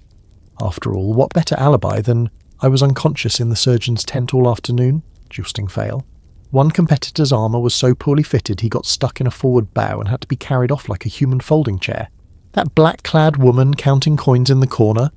She's not just any widow, she's the most powerful person in the room, and she knows it. While you're sweating through your third attempt at a coherent marriage proposal, she's weighing whether your family's lands are worth the bother of training you out of that nervous hiccup. Widowhood was the closest thing to freedom medieval women could get, inheriting their husband's wealth, and crucially, the right to refuse suitors. At least until the king remembered he could tax her more if she remarried. Widows held unique legal standing. They could own property, run businesses, even sue men in court. Gasp. Some became notorious for playing the remarriage game, stringing along multiple suitors to maintain political leverage. Eleanor de Montfort famously managed to stay single for years, while England's richest nobles tripped over themselves offering castles. Historians still argue whether widows truly had autonomy, or just exchanged one form of patriarchal control for another. Widow power move. One 14th century merchant's widow required all suitors to undergo a month working in her brewery. Most quit after the first yeast vat explosion. The chapel shadows are deep enough to hide your clasped hands, but not the way your breath catches when the priest's young assistant accidentally brushes your shoulder reaching for the censer. Forbidden attraction thrived in sacred spaces. Where else could you meet regularly without arousing suspicion?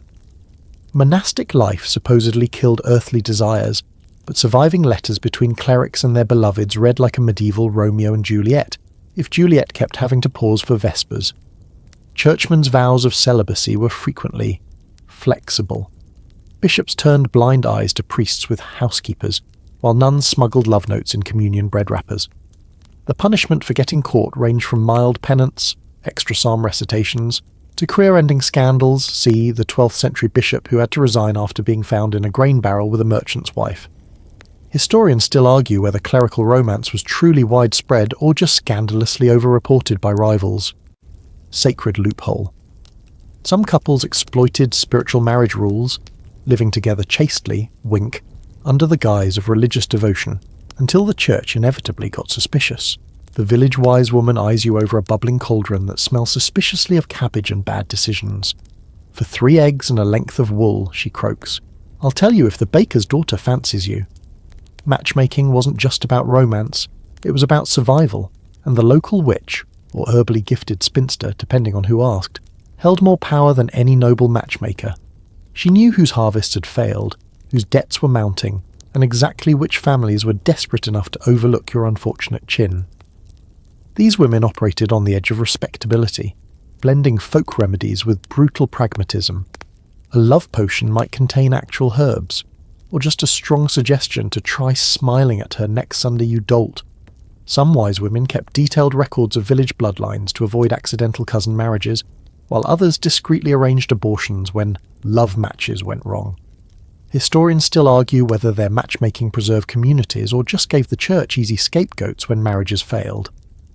Matchmaking gone wrong. One 13th century case involved a wise woman who accidentally betrothed 2 people who hated each other. They later sued her for defective love diagnostics. The tavern reeks of sour ale and poor choices as you sidle up to the bench where your crush is laughing with the Thatcher's apprentice, who definitely didn't need to flex that much while handing her a bread roll. Taverns were the medieval equivalent of dive bar dating, complete with questionable meat pies and the very real risk of a drunken brawl derailing your carefully planned accidental elbow touch. You order another round, praying the brewer didn't cut this batch with hallucinogenic herbs again. Public drinking houses functioned as unofficial matchmaking venues, especially for servants and labourers barred from noble courtship rituals. Games like hot cockles, blindfolded guess who's touching you, blurred the lines between rowdy fun and flirtation, while shared trenches of pottage offered excuses for close seating. Just don't mistake the butcher's daughter's knife-sharpening glances for interest. That's how Geoffrey lost an eyebrow last Michaelmas. Historians still argue whether taverns facilitated true romance, or just provided cover for transactions involving considerably fewer wedding vows. Tavern tip. In some towns, buying a potential partner 3 drinks consecutively legally constituted a marriage proposal. Many a hazy morning began with, "Wait, did I get engaged last night?" Your crush just audibly gasped, not at your poetic declaration, but at the glaring mismatch between your left hose, dull brown, and right hose, faded green. In a world where clothing equals credit score, you might as well have shown up to court with a live chicken tied to your belt. Fashion faux pas could sink romantic prospects faster than a lead codpiece. Nobles hired wardrobe consultants to coordinate their ensembles, while you're over here hoping no one notices your tunic's frayed cuffs, or that suspicious gravy stain shaped like aquitaine. Colours carried brutal social codes. Deep crimson meant you could afford rare insect-based dyes, while muddy yellows screamed, "I boil my clothes in onion skins." Women's headdresses became walking billboards. A towering hennin might signal wealth, but tilt it slightly askew and suddenly you're that eccentric girl no one wants to marry. Historians still argue whether sumptuary laws actually prevented commoners from dressing above their station, or just created a thriving black market for slightly used silk sleeves. Dating catastrophe. One unfortunate suitor's homemade perfume, fermented lavender and hog fat, made his date faint into the arms of his better-smelling rival. The plague carts rumble past again, and suddenly your crooked nose and sparse eyebrows don't seem like such deal-breakers. The Black Death reshuffles the dating pool with brutal efficiency, where once you couldn't get a second glance, now you're practically a catch by virtue of still having a pulse. Marriages happen hastily between survivors, some couples barely exchanging names before the priest starts the vows. You find yourself betrothed to the cooper's daughter, whose main qualities are breathing and not currently covered in boils. With entire lineages wiped out, dowries get creative. Inherited land now comes with ghost villages attached, and that prime farmland you were promised is just an overgrown field full of crows. The church relaxes its rules on cousin marriages, desperate times, while bachelors previously deemed too poor or ugly find themselves fighting off multiple proposals. Historians still argue whether the post-plague marriage rush reflected genuine affection, or just terrified people clinging to the nearest warm body. Morbid silver lining. Some wills from this period include clauses like, "If my daughter survives, she can marry whoever she wants, assuming anyone's left." The monastery gates loom before you like a giant's frown. Apparently your failed courtship attempts have left you with 2 options: marriage or monastic celibacy. You eye the silent brothers weeding the herb garden and try to imagine never speaking again, let alone flirting.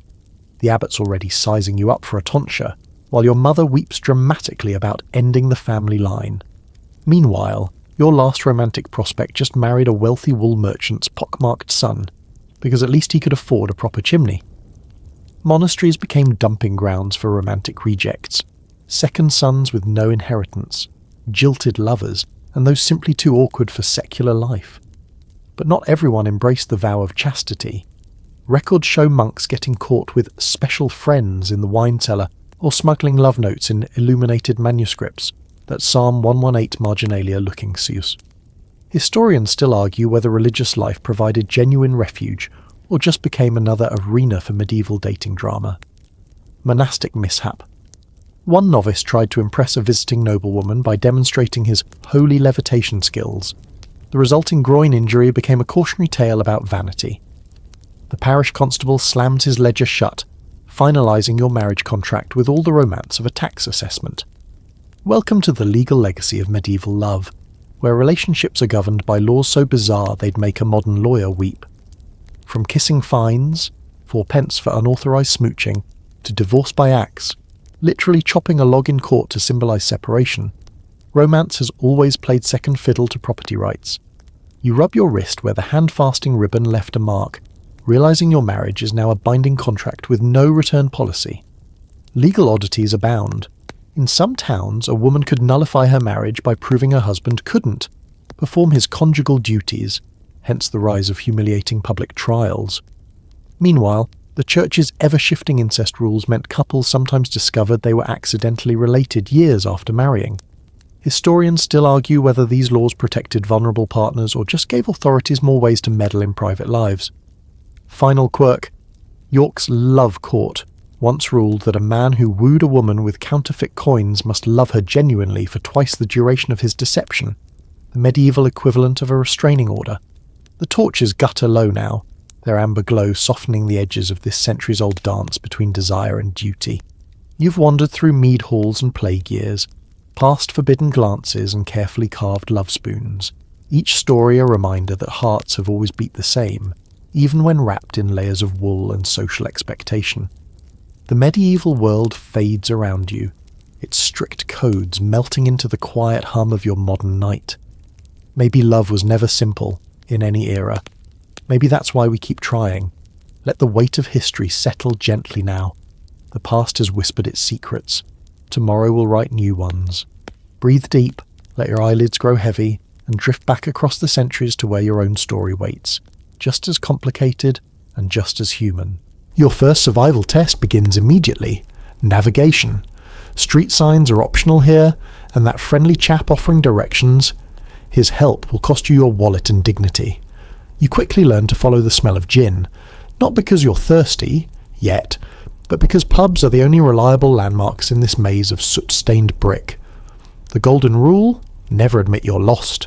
Asking for help marks you as either a foreigner, target, or insane, also a target. Historians still argue whether London's infamous fog was truly worse than modern pollution or just more poetic. But one thing's certain, that romantic pea super could kill a healthy man in 3 hours if he breathed too deeply near the tanneries. Quirky survival tip: wealthy Victorians carried vinegar-soaked handkerchiefs to combat the stench. The poor just got used to smelling like a pickled corpse.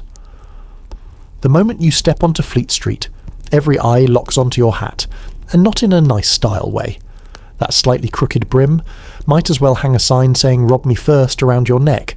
Victorian London judges souls by woolen stitches, where a single loose thread can mark you as either gentleman or street meat. You adjust your collar, suddenly hyper-aware that your entire social worth hinges on whether your cuffs show the proper half-inch of linen. Dress codes here are warfare by other means. The upper crust wear top hats so tall they double as rain collectors, while clerks signal their status with mathematically precise necktie knots. Get it wrong, and you'll either be challenged to a duel over hat disrespect, or mistaken for a bailiff and pelted with rotten vegetables. Working class survival means mastering the art of looking just respectable enough to avoid police harassment, but not so polished that footpads assume you're worth following home. Historians still argue whether Victorian fashion was truly more restrictive than modern dress codes, or if people just complained more poetically in diaries. Clothing. Catastrophe. 1860s. Dandy spent 3 hours trapped in his own corset after his valet quit mid-lacing. That first burning gasp of London air isn't just unpleasant, it's an all-you-can-breathe buffet of Industrial Revolution byproducts. Your lungs immediately register a formal complaint as coal smoke, horse manure particulates, and the distinctive tang of 200,000 unwashed bodies slam into your respiratory system like a freight train. The London particular fog doesn't just obscure visibility, it actively resents your existence, leaving a greasy film on your teeth by noon. You quickly understand why the wealthy fled to country estates every summer. It wasn't snobbery, it was basic survival instinct. The Thames isn't a river so much as a liquid crime scene, its surface shimmering with chemical rainbows from tanneries and slaughterhouse runoff. Even the fish gave up. The last salmon was caught in 1833, and it probably died of shame. You'll learn to judge water quality by its opacity. If you can't see your hand through a glass, congratulations, that's mineral rich. The alternative? Well, let's just say cholera outbreaks were nature's way of reminding Victorians that drinking poop water was a bad idea. Historians still argue whether the Great Stink of 1858 actually smelled worse than modern landfill sites, or if people were just more dramatic before air fresheners. Survival hack. Street urchins sold nosegays, herb bouquets to hold under your nose, effective until you inhaled too deeply and got a face full of lavender and tuberculosis. Your stomach growls as you pass a street vendor shouting, "Hot pies, fresh today," a claim roughly as trustworthy as a politician's campaign promises. That suspiciously affordable meat pastry might contain beef, mutton, or the ghost of last week's alley cat. Victorian London turns dining into Russian roulette, where every bite comes with a side of existential dread. You quickly learn the golden rule: if the food doesn't actively move, it's probably safe to eat. Probably. Bread isn't just food here, it's a construction material. Bakers bulk out dough with sawdust, chalk, and the occasional ground bones for nutrition. The rich avoid this by eating only the whitest loaves, blissfully unaware their arsenic-laced food colouring is just as lethal. Milk arrives via urban cowsheds where tuberculosis-infected cattle stand knee-deep in their own waste, giving every glass that distinctive eau de bagnat aroma. Historians still argue whether Victorian food adulteration was actually worse than modern processed snacks, or if we've just gotten better at hiding the sawdust. Quirky survival.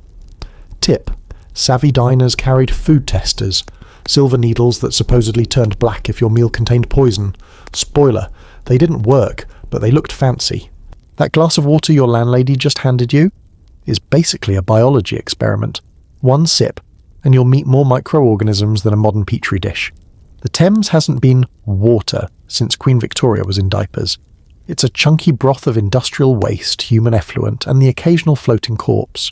You either liquid suspiciously, is that a water flea or just an unusually ambitious piece of debris? Either way, your throat's about to become the newest battleground in London's ongoing war against sanitation. The rich drink wine, the poor drink gin, the smart. Well, there are no smart choices here. Public pumps draw from the same poisoned wells that feed the cholera epidemics, though the connection between fecal water and explosive diarrhea won't be proven for decades. Your landlady swears boiling makes it safe, but the scum forming on your cooling cup tells a different story. Historians still argue whether Victorian Londoners actually preferred alcohol to water, or if they just valued their intestinal lining. Survival hack. Tea became popular not because Brits loved the taste, but because boiling water killed most pathogens. Of course, they then diluted it with milk from tubercular cows. Progress! The moment you pause to check your pocket watch, a grimy hand darts toward your coat, only to freeze when you instinctively clutch your belongings. Welcome to London's street economy, where every bystander is either a mark, a thief, or both. That sweet-faced flower girl. Her roses hide razor blades for slashing purse strings. The gentleman who just accidentally bumped into you. His fingers are currently assessing your wallet's thickness through the fabric. You develop a permanent defensive hunch, elbows tight to your ribs, as you navigate streets where pickpockets graduate from the cradle. Organised crime runs smoother than Parliament here. Child gangs use whistles to coordinate distractions while their tiny fingers relieve you of your silver. The most feared are the Kinchin lay specialists, kids trained to sob convincingly about lost mothers while their friends pick your pockets clean. Police? They're too busy arresting drunk aristocrats to care about your stolen watch. Historians still argue whether Victorian street crime was truly more rampant than today's, or just better documented in dramatic penny dreadfuls. Streetwise tip: savvy Londoners sewed secret pockets into their coats and filled decoy wallets with angry notes to thieves. That deafening clatter of hooves isn't traffic. It's Darwinism in action as you dodge omnibuses, hackney cabs, and drays, hauling carcasses to the butcher. Crossing the street isn't a manoeuvre. It's a leap of faith where the penalty for hesitation is becoming one with the cobblestones. You quickly learn that right-of-way goes to whoever's vehicle has the most momentum, or the drunkest driver. The rich glide by in private broughams, hermetically sealed against the smells and sounds of the rabble, which now includes you clinging to a lamppost as a milk cart barrels past. Public transport is worse. Omnibuses pack 60 souls into a space meant for 20, creating a sweaty democracy of armpits and resentment. The knife-board seats on top offer fresh air but require the balance of a tightrope walker, One unexpected lurch and you're airborne. Meanwhile, underground trains run on the cut-and-cover system, meaning you're basically riding through a collapsing sewer tunnel. Historians still argue whether Victorian transport killed more people than modern car accidents, or just did it with more style. Survival hack. Seasoned riders carried vinegar-soaked sponges to combat omnibus nausea until someone inevitably stole them mid-journey. The workhouse gate creaks like a bad omen as you're herded inside with the other able-bodied paupers. That gruel bubbling in the copper kettle isn't food, it's a threat boiling down to one unspoken rule: work or starve, but either way, we own you now. Your uniform scratches like a moral judgment as you join the stone-breaking line, where men turn boulders into gravel for the privilege of sleeping on lice-infested straw. The master stalks the yard with his ledger, ready to dock meals for idle hands or impertinent looks. Workhouse life operates on cruel arithmetic. Children earn half rations, the elderly get discouraged until they disappear, and the sick are given just enough care to make them work again. Families are split into segregated wards. Mothers lose their names to become female number 47, while fathers stare blankly at walls between 14-hour shifts. Historians still argue whether workhouses truly reduced poverty or just made it more photogenic for Victorian reformers. Quirky horror. Some inmates intentionally got themselves arrested. Prison food was better, and the cells had better ventilation. That cramp in your gut isn't last night's questionable pie. It's the opening salvo in London's silent war against your bowels.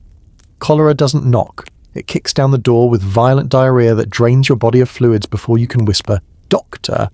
You're lucky if you make it to a public convenience, those iron-latticed hellholes where waste drops directly onto the street below. The stench alone could peel paint, but at least you're not the poor soul who has to scrape the tunnels clean at night. Yes, that was an actual job.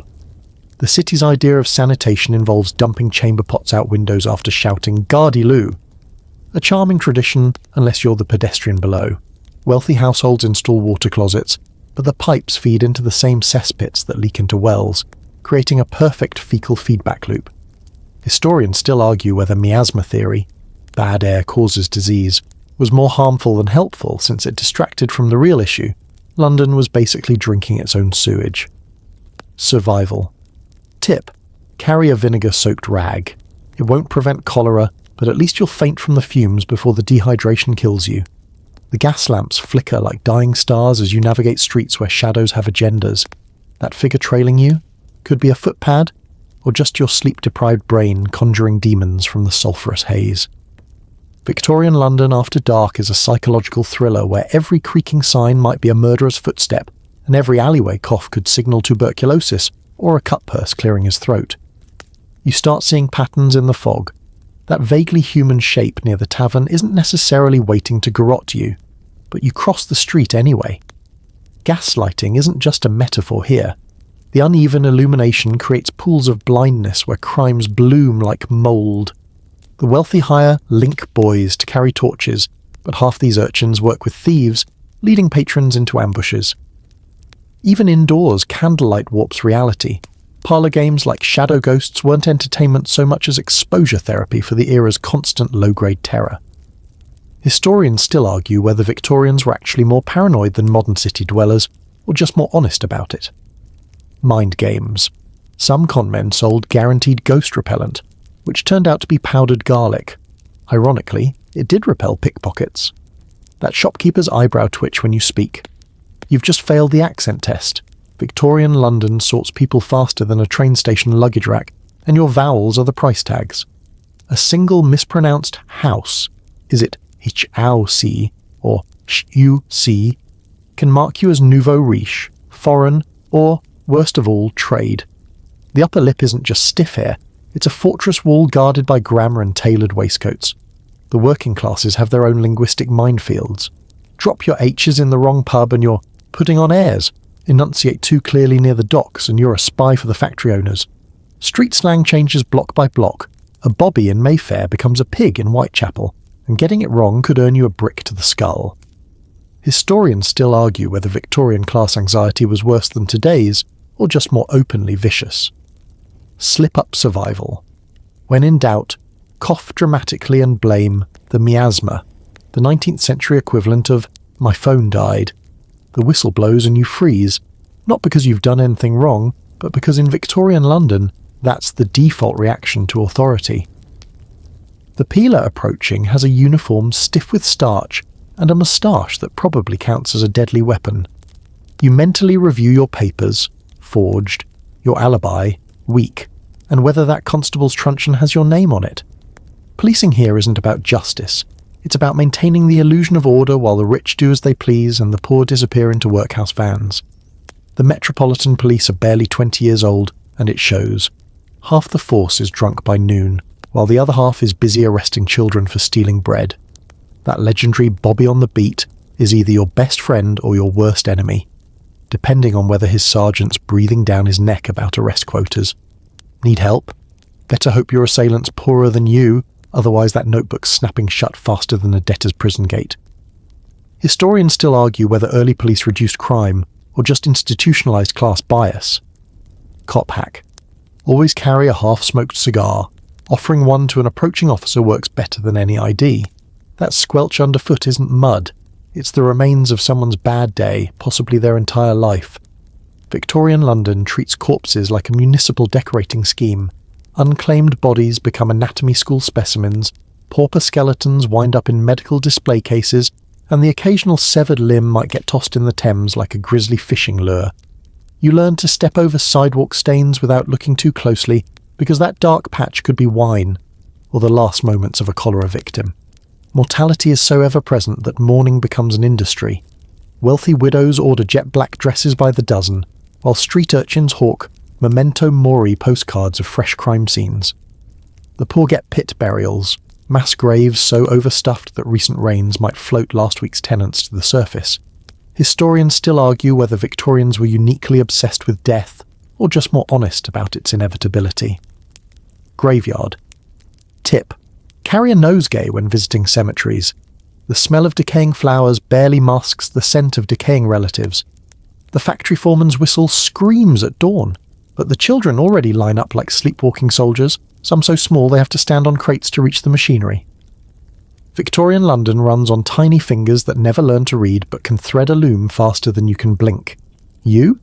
You're overqualified at 12, too tall to squeeze into chimney flues and too slow at piecework to earn more than starvation wages. The lucky ones lose only fingers. The unlucky get compensated with a funeral paid for by the very machine that crushed them. Child labour isn't an exception here. It's the engine of empire.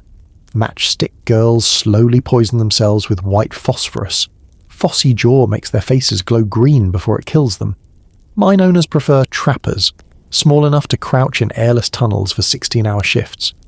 Even street sweepers use kids as human brooms, their lungs filling with dust as they clear paths for gentlemen's polished boots. Historians still argue whether industrialists truly believed children were naturally suited to dangerous work or just enjoyed the profit margins. Exploitation. Hack. Some parents rub their kids' faces with coal dust before inspections. Better to look rugged than starved. That headache tonic your landlady swears by? It's 90% opium. The soothing syrup for teething babies? Basically heroin. Victorian London runs on laudanum the way modern cities run on coffee. Except your latte never made you see God and forget your children's names. You quickly learn to check labels. Patent medicines might cure your cough, but leave you addicted to morphine, while tonics promise vitality but deliver enough cocaine to make your heart explode artistically. Opium dens aren't just for East End degenerates. They're the unofficial therapists for overworked clerks and hysterical housewives. The rich take their doses in elegant parlours, sipping laudanum-laced wine while discussing the opera. The poor drink Godfrey's cordial by the gallon, turning entire neighbourhoods into slow-motion zombie hordes. Historians still argue whether Victorian drug use was truly more rampant than today's, or just more socially acceptable when taken as a medicine. Quirky withdrawal tip. Some addicts chewed charcoal to absorb toxins. It didn't help the addiction, but at least their teeth looked fashionably black. That twitch in your eye? To the asylum superintendent, it's evidence of moral insanity. Victorian London has a diagnosis for every behaviour that inconveniences the middle classes. Women who read too much get hysteria. Men who love other men get inversion. And poverty itself is considered a mental defect. You practice your sane face in every reflective surface. Too much smiling makes you look manic. Too little suggests melancholia, and asking basic questions about hygiene could get you labelled a philosophical lunatic. Asylums aren't for treatment. They're human warehouses where the mad entertain doctors with theatrical symptoms to avoid ice baths and spinning chairs. Wealthier patients pay for moral treatment, gardening and passive aggression, while paupers get restrained in straitjackets until they learn to mimic sanity. The most dangerous diagnosis, masturbatory insanity, a catch-all that could land you in a cell for scratching your privates in public, or private. Historians still argue whether asylums represented genuine medical progress or just prettier prisons. Institutional hack. Some inmates feigned recovery by mimicking doctors' mannerisms, until the staff started faking sanity too. The gas lamps of memory flicker low now, their glow softening at the edges like a daguerreotype left in the sun. You've walked miles of filthy streets and clean intentions through a city that cherished progress as fiercely as it clung to cruelty. Victorian London fades around you, the shouts of costermongers mellowing to murmurs, the clatter of carriages dissolving into the hum of your own century. Perhaps every era is both prison and playground. Perhaps survival has always been this, learning the rules just well enough to know when to break them. Let the past settle gently now, its lessons carried forward, its ghosts respectfully acknowledged, but left where they belong. The present awaits, with its own challenges and comforts, cleaner, certainly, if not always kinder. Breathe deep, feel the weight lift. Tomorrow's another day, and thankfully, the air won't smell like sewage.